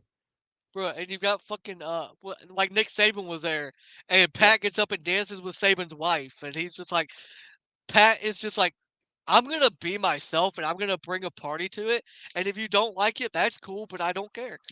Like, 100%. because I think what made Pat so successful was from the jump, like from the start when he first started this, and a lot of the reason why his boys were like, yeah, we're gonna back you is Pat was like, I'm not gonna change, I'm not gonna, Yeah. he is still gonna be that dude from Plum, Pennsylvania, from Pittsburgh that's like, you know what? Fuck it. I'm just gonna go have fun. Yeah. And and his boys, I think outside of Boston Connor, Yeah. all of them are from like that area. Uh Maybe outside of Ty. I think Ty Yeah. Ty's from and like Bruce are Iowa or something. Yeah. yeah. But they were friends. Somehow they ended up meeting. I don't Yeah. remember the exact reason. And like Bruce in the back and like Foxy, they've added pieces. But the core guys like Moraldo and Tone and Pat were like, that was the guys Yeah. that started this whole thing, and now it's Yeah. just blown up to be something I bigger I than I I think any of them thought it would be. I think it's like for a lot of kids that are like, oh man, I'd love to like do a YouTube channel, or I'd love to do like a sports show and then just like bring all my friends on, and then they're all really good and then they're set for life. It's like it's genuinely like, it's like that's exactly what you think of as a little kid. Like that's what you're just gonna do in life. And it's almost like everyone is kind of like, well, you can't do that. And Pat's just like, why? You can do that. I did it. Pat Pat is literally like the kid that they grow up watching ESPN and they're like, yeah, I want to do that, but I don't want to wear a suit. Right. So I'm just gonna go build my own channel, build my own platform. My boys are gonna quit their jobs, risk it all, and we're just gonna fucking make this work. And it's worked. Hey, And 100% now, work. like, not only is Pat and his family taken care of, his friends' families are all taken care of. They're Yeah. building houses and like everything Pat wanted growing up probably is exactly what happened. Like he got to play in the NFL, which was cool, but then also like he got to make sure that not only his family but his boys and their families were all taken care of, and now they all live like near each other in Yeah. Indy, and they just like they go to fucking Colts games together, and they're paying a bunch of money to sit in a fucking suite, and none of them have to sit up there with the like in the stands, and he's just 100%. like, "Fuck it, we'll just get food and drinks, and we'll just party," Right. Eh, 100%. Yeah. Pat set the blueprint. Shout out to that dude. I don't know how we got on a big Pat McAfee rant, but shout out to him. He's dope. It kind of fucking happens when you start talking about media. You're just like, True. you know what though? Orlovsky did it this way, and this guy did it this way. Pat McAfee said, "Fuck it, I'm gonna get drunk with Sheamus, and y'all are gonna like it." Yep. And we all loved it. That's dope that him and Sheamus are like, "Yeah, man, we're gonna just get fucking drunk, man." Sheamus is the best, dude. I love that Yeah. dude. Yeah, you do love him. So, Buddy, I actually tweeted this out. I replied to a tweet of Marissa's where she quote tweeted your video reacting to Chuck Taylor dying, and I'm like, I'm gonna ask Johnny how his day's been, and he's gonna be like, Chuck Taylor's dying, and somehow, oh no, it was a Kyle Fletcher one. He's like, they killed Chuck Taylor, and somehow Kyle Fletcher got hotter. And I'm yeah. like, yeah, that's probably how this is gonna go. Yeah. I hope that I don't know. It's always funny too, because like I was doing the clips last night and I was like, all of the big stuff outside of Chuck Taylor, I was like, I'm not clipping. I was like, because it wasn't big enough for like us. But I was like, me calling Kyle Fletcher hot's funny, so I'm gonna clip that. And it's like, that's the reaction. You know, you are going to get the big reactors reacting to the big moments. Yeah. You're gonna get Johnny reacting and saying that Kyle Fletcher's hot. You know what I mean? When I opened up Twitter this morning and I saw that video of you saying Kyle Fletcher still might be hot, I'm like, yeah, you know what? That's the Chiseled Chief right there. Yep. Yep. So at that moment, I was like, I gotta start with the Chiseled Chief on the intro. 100%. I don't know how I became this media personality where, because like we do on Discord, we do for our tier 4, we do a game night, and a lot of times they really love doing the fuck, marry, kill. I never get women. They just ask me men. So I was like, I don't know. We said this in the last one. Let's do a version of it. Roman Reigns, Kyle Fletcher, Sheamus. Fuck, I got to marry kill. Let's go Sheamus. ahead. I got to marry Sheamus. We're watching Liverpool together for sure. Man, Roman and Kyle Fletcher, two good looking lads. Oh my god. I think I'm gonna have to fuck. I think I'm gonna have to fuck Roman. I think I'm gonna have to kill Kyle Fletcher. Whoa, we're killing Kyle. Yeah, Kyle I just think shaved we his got. head for you last night. He just shaved his head Yeah, for I think you, I gotta man. kill. I think I gotta kill Kyle because Roman, I at least get to hang out with Jimmy, and I guess with Kyle, well, I would have been able to hang out with Will Ospreay. Now I can't. So yeah. So you just want to fuck Roman so you can hang out with Jimmy afterwards? Yeah. I want to hang out with all the Usos. Yeah. Oh my god. I'll do the job. You know. I think you became that guy that like everybody's just like, okay, out of these guys, who do you... because you're completely yourself, and you're like, yeah, like Roman Reigns fucking got harder somehow, and like Jimmy Uso is him, and Kyle's gonna somehow get harder for me. Like that's you, and that's just you being yourself. Yeah. And like, yeah, I give you and Marissa and a lot of creators so much credit, like Wheezy, like y'all don't give a fuck what other people think about you. I'm still dealing with that, like, because I try to be as professional as I can, but like, because I worry about what somebody might see or what they might hear about. Like, y'all don't, and so I give y'all so much credit because y'all just you don't give a fuck. It's awesome. That's all Marissa. That's all Marissa. Because I was worried, like immediately when we started doing some shit. I can't remember, but we were going off on a couple, and I hadn't been doing that. And also, I thought when we started doing, like, I had told Marissa, like, hey, when we're doing this podcast, I was like, it doesn't, like, you see a ton of TikTokers, they'll start a YouTube page. Their YouTube page doesn't do anything. Like, it's just not something that just completely like turns over. So I was like, we're probably gonna have like, 10, 15 people in here. What's up? I have an announcement. What's up? Oh, she's joined the stream without the invite. I love it. It's great. Yeah. No, I have an announcement to make that I'll make here on the podcast. Okay. I'm no longer friends with Malcolm. Okay, we were just praising Malcolm. So Whoa! we Wait a that. minute! Whoa! This is breaking news. What? He fucking got to interview Tony D'Angelo and did not tell me. Oh my god! What's the point? What is even the point of his friendship if he doesn't tell? Look at this. Look at it. Right there. Maybe he was waiting to surprise you with stacks. Maybe, that's all. No, okay, I'm mad about it, and I've already texted him in all caps. Yeah, he's getting yelled at. So Marissa, we just spent like a good almost 30 minutes praising Malcolm and praising other creators for how good they're doing.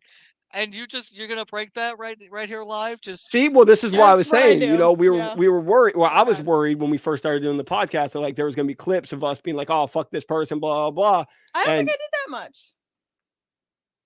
That's like creators anyway. No, I was saying wrestlers. Yeah. And I was like, yeah, you didn't care, and now see, it's obviously you still don't care because you're coming out at Malcolm. Whatever. What did Malcolm ever do to you? So he got to interview. That's what he did. Okay, it was a dick move. Maybe me and Malcolm. Maybe he mentioned you. You never know. Yeah. Maybe he mentions you. Maybe he's like my friend's Italian. How's the spaghetti? I don't know. But yeah, no, she 100% took the ball and was like, I'm gonna say whatever I want, and if WWE or AEW or somebody has a problem with it, fuck them. I think that once we really started to get into the industry, we realized, oh, these people are laughing at our stuff just as much as like the viewers are. I think that the one that was like the most like iconic one that I was like, I can't stop this, was when she made fun of Jericho. It's one of her more iconic clips. And she makes fun of Jericho, and I was like, fuck it, bro.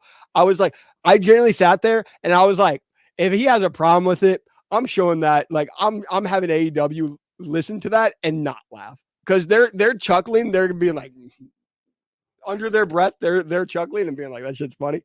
Also, like, people like MJF have helped out with that, because MJF will say some of the wildest shit, so we're like, we're not saying anything MJF level. So yeah, like MJF will straight, like, last night what they did with MJF, and like, they don't care. Like, AEW is at a point where they get enough hate on their own, so they're just like, fuck it, we don't care anymore, because they're still there, they're still successful, and I don't care what people say. I think that they are not. Everybody says that they're going to be like WCW and ECW and eventually burn out. Yeah, I don't see that happening, because so many young wrestlers as well are going to AEW. Yeah, 100%. Yeah, no, AEW, I think that I've always said I really wanted them to be like ECW with a budget instead of WCW. And I think that when they're at their best, Hangman Swerve, for example, the Blackpool Combat Club storyline, it's a lot like ECW of the, like, we don't care. ECW got a ton of hate, and they were just kind of like, I mean, I remember, I don't know if you've ever seen the documentary on ECW, but like Paul Heyman in the first pay-per-view, he was like, fuck you, we're right. Fuck you, you're wrong. Like, and just kind of like having that mentality of being like, we get enough hate. Like, let's just do the things that make us happy and that we think are cool. And I think if you're doing that for media, if you're doing that for wrestling, if you're doing that for whatever thing, it typically is going to come off authentic, and it's going to come off well. And I think that that's their best ability. I think the reason why their ratings and everything dropped is because in 2022 and 2023, they really tried to emulate WWE. Don't emulate WWE. Be your own thing. And I think when we got stuff like Hangman Swerve, something WWE would never do, that made people go, okay, I can't see that over in WWE. Let me go see that. Don't try to out WWE, because that shit's impossible. WWE is as structured and as fucking clean, and they know what they're doing for the last 30, 40 fucking years. They know what they're doing. You're not beating them as a 5-year company in doing that, but they are not going to put a syringe into a dude's mouth and like hit him over the head with a chair. They're not going that far. They're not doing what Tony and Mariah did. I mean, I remember when Ty did the street fight tag match, and Ty's bleeding everywhere, Bunny's bleeding. They're never doing that with women. And right, they're never going to do that with a woman. And they called it that in the next couple of days. They said the AEW wasn't wrestling, it was mutilation. And it was like, AEW looked so cool then. Like, WWE didn't realize, like, y'all are the ones that look corny here, because you're like, oh no, we will never do this, blah, blah, blah. While everyone else is being like, I want to watch that. And that's the stuff that AEW needs to get back more into, I think. And just like every company, dude, I love DPW. I was just hearing a rant about a big creator talking about it, and he was like, there's not a lot of indie companies like shaking shit up. Like, they're not changing shit. GCW is doing a great level of violence and stuff like that. But I think that it's like, whether it's storytelling or whether it's just something completely, whether it's, the PWG style that was going on or the New Japan style that was going on for a long time. Like, there's not a company that's like shaking shit up that will, in 10 years, you're like, WWE is going to have to emulate that because that's so cool. So I kind of want to, I'm kind of waiting for that company to come out and really start shaking shit up. I think eventually, DPW will be the company that does it. DPW because everybody loves DPW, and they're really good as well about getting creators involved. Like they had Chris Danger, his debut match was against 100%. Sean Spears in DPW. So like, I think all of that is really cool. I love GCW, and I'll be real, I started watching GCW because of Zilla, because he got there. But like, I'll catch myself now. Like if I'm on Fight TV and I'm just looking for something cool to watch, I'll pop on GCW and be like, fuck it. Yeah. Because like I like their. You also have to like think the way ECW was, like Extreme Championship Wrestling, like all the crazy shit. Think about if that had never happened, how almost cookie cutter and like basic wrestling would be now. Exactly. Like Paul Heyman literally changed everything. I mean, you can see it. You can see it down. Like Paul Heyman is truly like, arguably like the biggest like innovator in wrestling history because a lot of this bloodline story is coming from Paul Heyman. He is continuously in every single era changing the face of wrestling, and I think like this is no hate to like anybody that's in the creative of any wrestling company, but like be Paul Heyman. Be a Paul Heyman in your own way. Think about the risks that Paul Heyman would have taken at 22, 23, and try to emulate that in your wrestling company outside of not paying your wrestlers, because Paul did that a lot. You should pay your wrestlers. Make sure that you have enough to pay them. But outside of that, like, take as many risks as possible, because that is going to be what WWE is going to emulate in 10, 15 years. WWE is going to be Drake, and there's nothing wrong with Drake. Shout out Drake.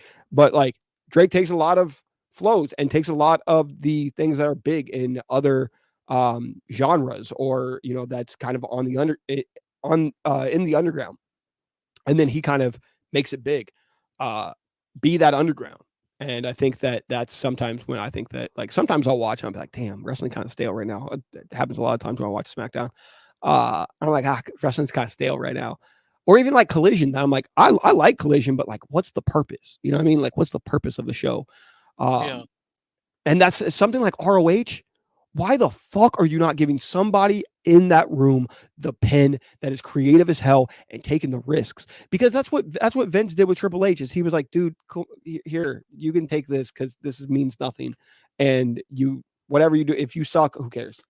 And it's like, all right, Ring of Honor, there's not going to be, sad to say, it's not going to be much worse, even though I like it and I find value in it. There's not a lot of people watching it.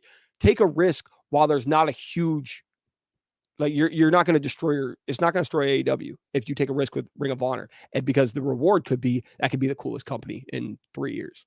Right. So I really hope that wrestling gets to that direction. If any wrestling company wants my services, I got a pen, I got a notebook, let's do something here. But you also have a price. You also have a price. It would come at a price, and that's the thing. They know that, bro. It's not gonna be expensive. I'm a terrible negotiator. I'm like Darby Allin. It's not gonna be expensive. But that's why you let Marissa negotiate the contract. Yeah, 100%. 100%. Marissa's like, we gotta have a Harry clause in here. All right, Harry's gotta have a certain amount of treats in here. Marissa's gonna she gotta cut herself off a little bit. She's gonna have to deal with me. Staying up till 3 a.m. writing all of the storylines and everything. Or not even being home because you're having to travel on the road. Exactly. So she got to take care of Harry. So that's a double Harry tax. You know what I mean? So, once that can get all negotiated, I'm just excited. I'm excited for the next big wrestling company to come out. So that's why I've been going through this TTP freshman list. Even something like that. Like, nobody else is doing a freshman list or something like that. Like, do something different to like bring up. Because everyone criticizes like PWI. I respect the hell out of PWI for like putting me on to wrestlers that I have no idea about. But if I can form that and go, all right, yeah, they may hate PWI, they may hate the structure of PWI, But let me Right. relate it to something that they have liked in the past, which was like a double XL freshman list. Now that's a lot more to what they know, and that connects a lot more to this next generation. We need a wrestling company that actually has like some younger people that can connect to the next generation. Somebody like Javon Evans, he's going to be so big because he's super authentic. Somebody like Daniel Garcia is going to be super big because he's super authentic to the next generation coming up. And like you mentioned, like Javon was genuinely geeked out to be wrestling Randy Orton, and Bro, then like, go ahead.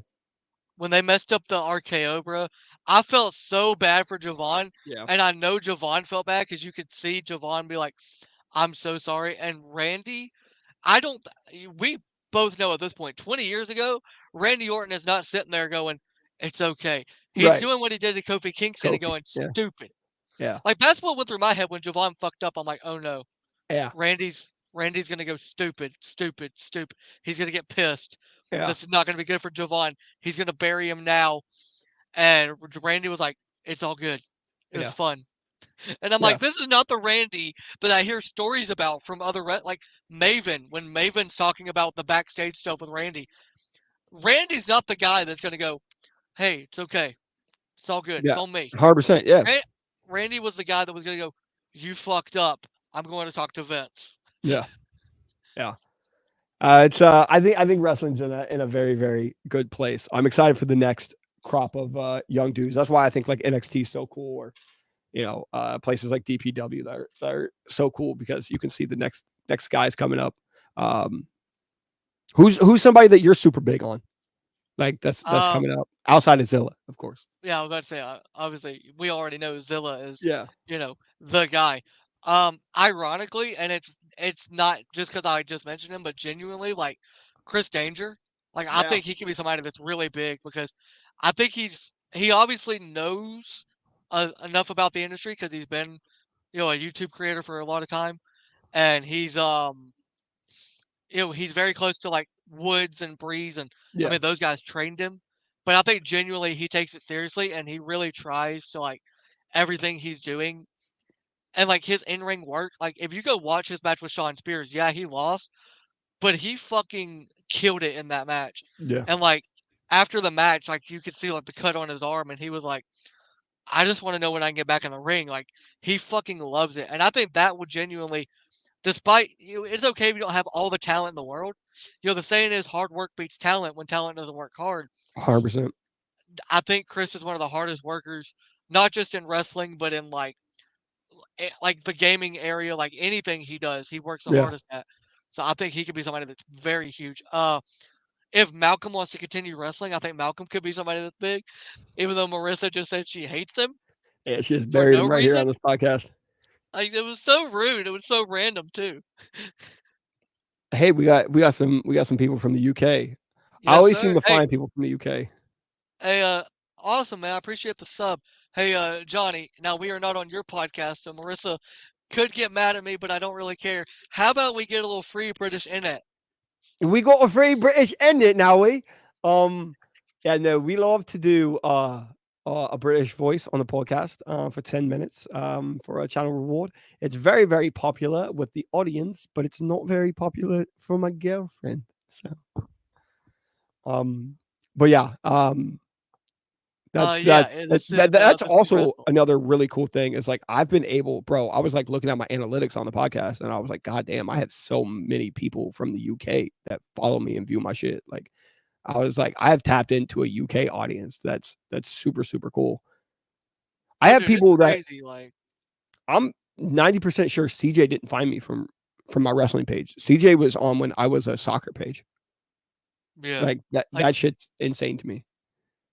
like it's crazy. Like looking at like my numbers and like my analytics of like the countries that look at me. Yeah, I'm like, holy fuck! Like I would never think that people from across the world are like, right. oh fuck, we fuck with this guy. Like I'm thinking like my friends follow me, like maybe some family, you know, and like maybe a couple people from like the US. But I went to an AEW house show about 2 years ago, Yeah. and there was this dad with this kid from like um Mississippi is Mhm. where they drove from. So they drove from Mississippi to Alabama just for this house show, and they were like, we were standing there in line, and the kid, like, I can hear him whispering behind my back to, like, his dad, and I'm like, "Is there something like, what's going on?" So then I Right. get a tap on the shoulder, and I turn around, and it's the kid, and he goes, "I watch your channel," and I'm like, "What?" And he's That's like, "Yeah." crazy. He's like, "Yeah, you make your videos not made for kids, but my older brother, he lets me watch your videos and stuff, and he's like, I'm a huge fan, and I like, thanks, man." He goes, "Are you here to like get video and stuff?" I'm like, I'm gonna do some recording. Yeah, I'm gonna talk about it." And he goes, Yeah. "Oh man, I can't wait." He's like, "Can I be in your on your channel?" And That's then crazy. immediately the dad was like, let's not put you on the channel." And Right. I was like, "Yeah." I was like, "Only if your dad was cool with it would I like do that Right. because I don't want to post something with a kid in it and then their parents be like, 'Hey, we didn't sign off on this.'" And Right. Yeah. so I'm glad his dad spoke up and I didn't have to be like, "Well, only if your dad's okay with it." Yeah. No. But his dad was like, he was like, "Yeah, my son watches you all the time." He's like, and he goes, "I want to know why do you make your videos not made for kids?" I was like, "Well, sometimes there's some language that I don't want kids to hear, and then Yeah. also, if you make it for kids, then YouTube turns it off, and it's just like a whole mess. Right. Like they'll turn off the comments." But Yeah. that was so cool to like for a little kid from like Mississippi to be like, "Yo, I watch your channel," and I'm like, "That's dope." And Yeah. that's so cool. It doesn't like it doesn't get old. Like it's crazy how many times I've met up with people. Now when we go to like these shows, then it is people hitting us up in Discord or hitting us up on Twitter or TikTok, whatever, and being like, "I want to meet you guys." Blah blah. Where can I meet you guys?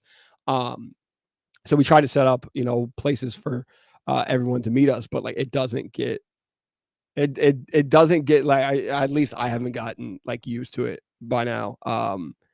I want to say that the first person that we met was, or the first person that we actually like set up a meeting to like go meet was Kev, who's always on the podcast. Shout out Kev. Right. Yeah. But we have like we just met Danae at WrestleMania, um, or no SummerSlam. Sorry, SummerSlam. Um, but yeah, now when we go to a wrestling show, it is like we'll probably get stopped, 5-10 times just going to the bathroom or going, wherever. And somebody, but it's always funny because there'll always be a person out like they'll be like, "Is that?" And I'm like, "Yeah, yeah." And but no, luckily we haven't encountered anybody that's been a dick Yeah. to us. It's been all good. So It's shout out like to it's cool when you get recognized, but it's also like kind of weird because you're like you don't see yourself as like no, somebody that people would recognize or like a celebrity, but then like these little kids that come up to you that like watch your stuff or like the people y'all meet, it's like holy crap, like that's so cool. And no, like I we am nowhere near like the Vibe guys and like right. the like you guys and stuff. But like if a kid comes up to me and is like, "I watch your stuff, you're so cool," like that, I'm like, "That's awesome, man." Because like Yeah. that to me tells me, okay, what I'm doing is working because at least somebody, it might be one person, but somebody is a fan of what I'm doing, and Shout that's enough out for me. shout out Michael. He's a person that I now follow on TikTok. He was a fan of us, but he was the greatest dude in the greatest moment. So we're sitting there at Wrestling Revolver, um, and I'm meeting Mustafa across from Mustafa. So it's basically it's me, it's Mustafa right here, it's GYV right here. Like it's just very very closed in. It's like a high school like hallway. So it's Mustafa, GYV, me. And I am sitting here meeting Mustafa, and I'm going over to meet GYV. And Michael goes, "Aren't you John Boy Bebop?" And I was like, yep, that's me. And GYV and Mustafa are both like, all of these people that he could meet. He could have met Sammy Callahan was there, ABC are there. He wants to be John Boy Bebop. Like, and so I was like, that's the perfect interaction I want to see. But then we got in line for the Hardys, man. And like and I do think that we have more of a connection with like people that are Hardys fans. Like they'll see us more. But like we'll go into a Hardys lines and it's like we're little celebrities in the Hardys line as we're just fans that are meeting the Hardys just like everybody else, but we're waiting in line with them. And then there will be people that will come meet us. I met a kid that was super, super cool while we were in line to meet Mick Foley. So it's always cool when I can meet somebody that like we're quite clearly have the same interest. Like we're both meeting Mustafa. We're both meeting the Hardys. So like we're the same exact person. So it's cool for the people to be like, oh, I also fuck with you. I'm really excited to meet Mustafa, but I also fuck with you. You know, because it makes me feel like I'm more like I'm not watched, and I'm not like I think it's kind of cool that people can see like they'll meet me and they're a fan, and I'm like, hey, I'm about to be you in 2 seconds. I'm about to go be a fan of Mustafa.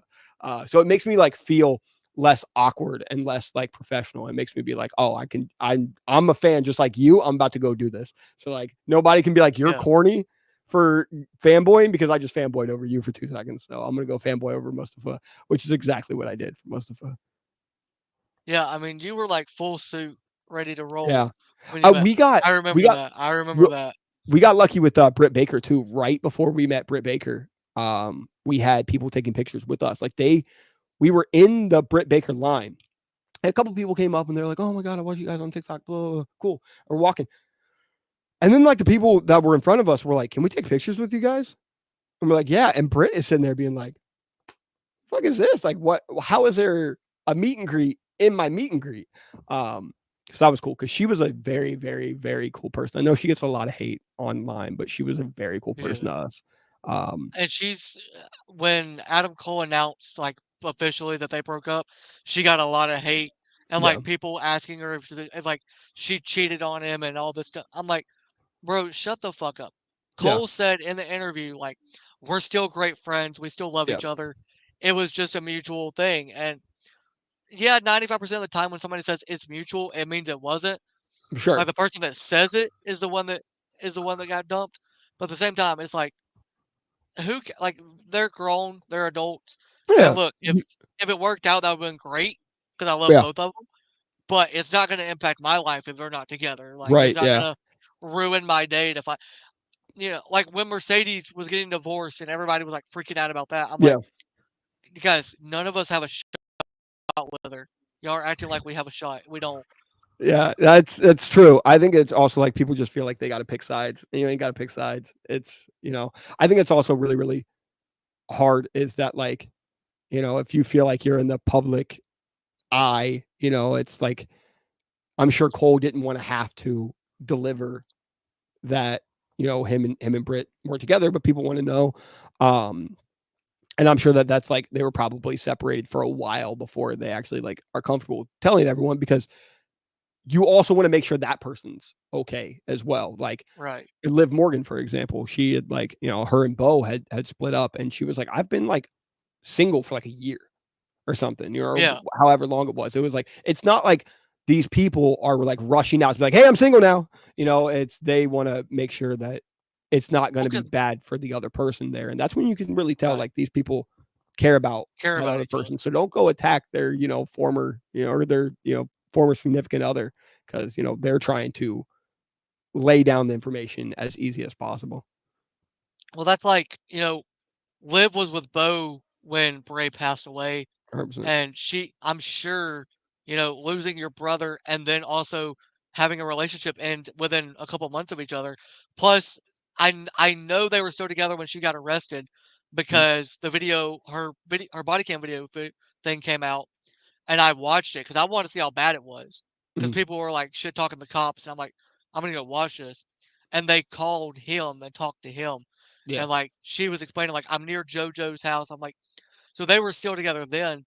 So like I'm sure she was probably thinking like, obviously she's got work she can dive into and get back into, but Bo was having to grieve with Bray's loss, and he was starting to get back into work, but he wasn't. Like it wasn't like they were on TV weekly like they are now. So like, it's I'm sure because she's still friends with JoJo, that her and Bo still have a friendship. Sure. And it's not like people on Twitter going like, oh, well now Uncle Howdy's got to go attack Dominic Mysterio because like Bo and Liv, like I'm sure if they were told to work together, they'll work together, but they're probably also like, you do your thing, I'm going to do my thing, and we're just not going to like deal with it at work. We're not going to address it. And like, yeah, you probably don't want to deal with that at work. And I think that's super fair. I'm going to have to get off here because Harry is crying quite a bit. Yeah, I'm about to have to get off too myself. So actually, that kind of works out with timing. Perfect. But I mean, fucking 3 hours, bro. That flew by. Dude, it doesn't even feel like it. Feels like we've been talking for like an hour. Yeah. I mean, the only thing that will shock anybody in this is that Marissa has decided to just leave Malcolm, just completely just leave him. Like, come on, he's Malcolm. He's your best friend. You know, and as we're talking about relationships, you know, some people may leave Malcolm, and you know, some people may stay. You know, Johnny may stay. Yeah, I think Johnny's gonna be sleeping on the couch if he don't talk to Malcolm. Yeah, I'm gonna have to text Malcolm. Yeah. All right, buddy. I appreciate you being on, taking the 3-hour time to talk wrestling with me, talk sports. I might have to have you and Marissa both on at some point, you know, in the future, if it's something that she would be interested in doing as well. For sure. I appreciate you, and tell everybody where they can find you real quick before we end. TikTok, John Boy Bebop, Twitter, John Boy Bebop, the YouTube, John Boy Bebop. It's all John Boy Bebop outside of Instagram, which is Straw Hat John Boy, because somebody stole John Boy Bebop and they had that right when I had done my name. But yeah, I am kind of known as a theory guy now. So if you're looking for a theory after the show or a recap, I've also been known as the recap guy. So if you're looking for a recap for a wrestling show, or you're looking for a theory on something interesting going on in wrestling, go to one of my pages. You will find it. And yeah, that's me. And then obviously Twitch on Triple Threat Pod, which is where my better half is a lot more funnier than me. And she is going to say fuck Malcolm, but I'm not going to say fuck Malcolm. Except for, you know, it's like, you know, never mind. Yeah, but that's it. Well, man, I appreciate the chiseled chief of TTP being on the podcast. Yep, he's flexing on us. Hopefully Private Party do win the tag titles, because I don't want to see you heartbroken. I don't want to see a meltdown. Because, I mean, you said it in your video. If they lose, you might have a meltdown on the pod. It's going to be a generational crash out. It's going to be entertaining as that will be. I don't want to see it for you. I appreciate you being on, man. Make sure you guys like and subscribe. Make sure to follow me on all my socials. Obviously, they're all linked. Appreciate you being on, and I will see you. Y'all are streaming tomorrow night?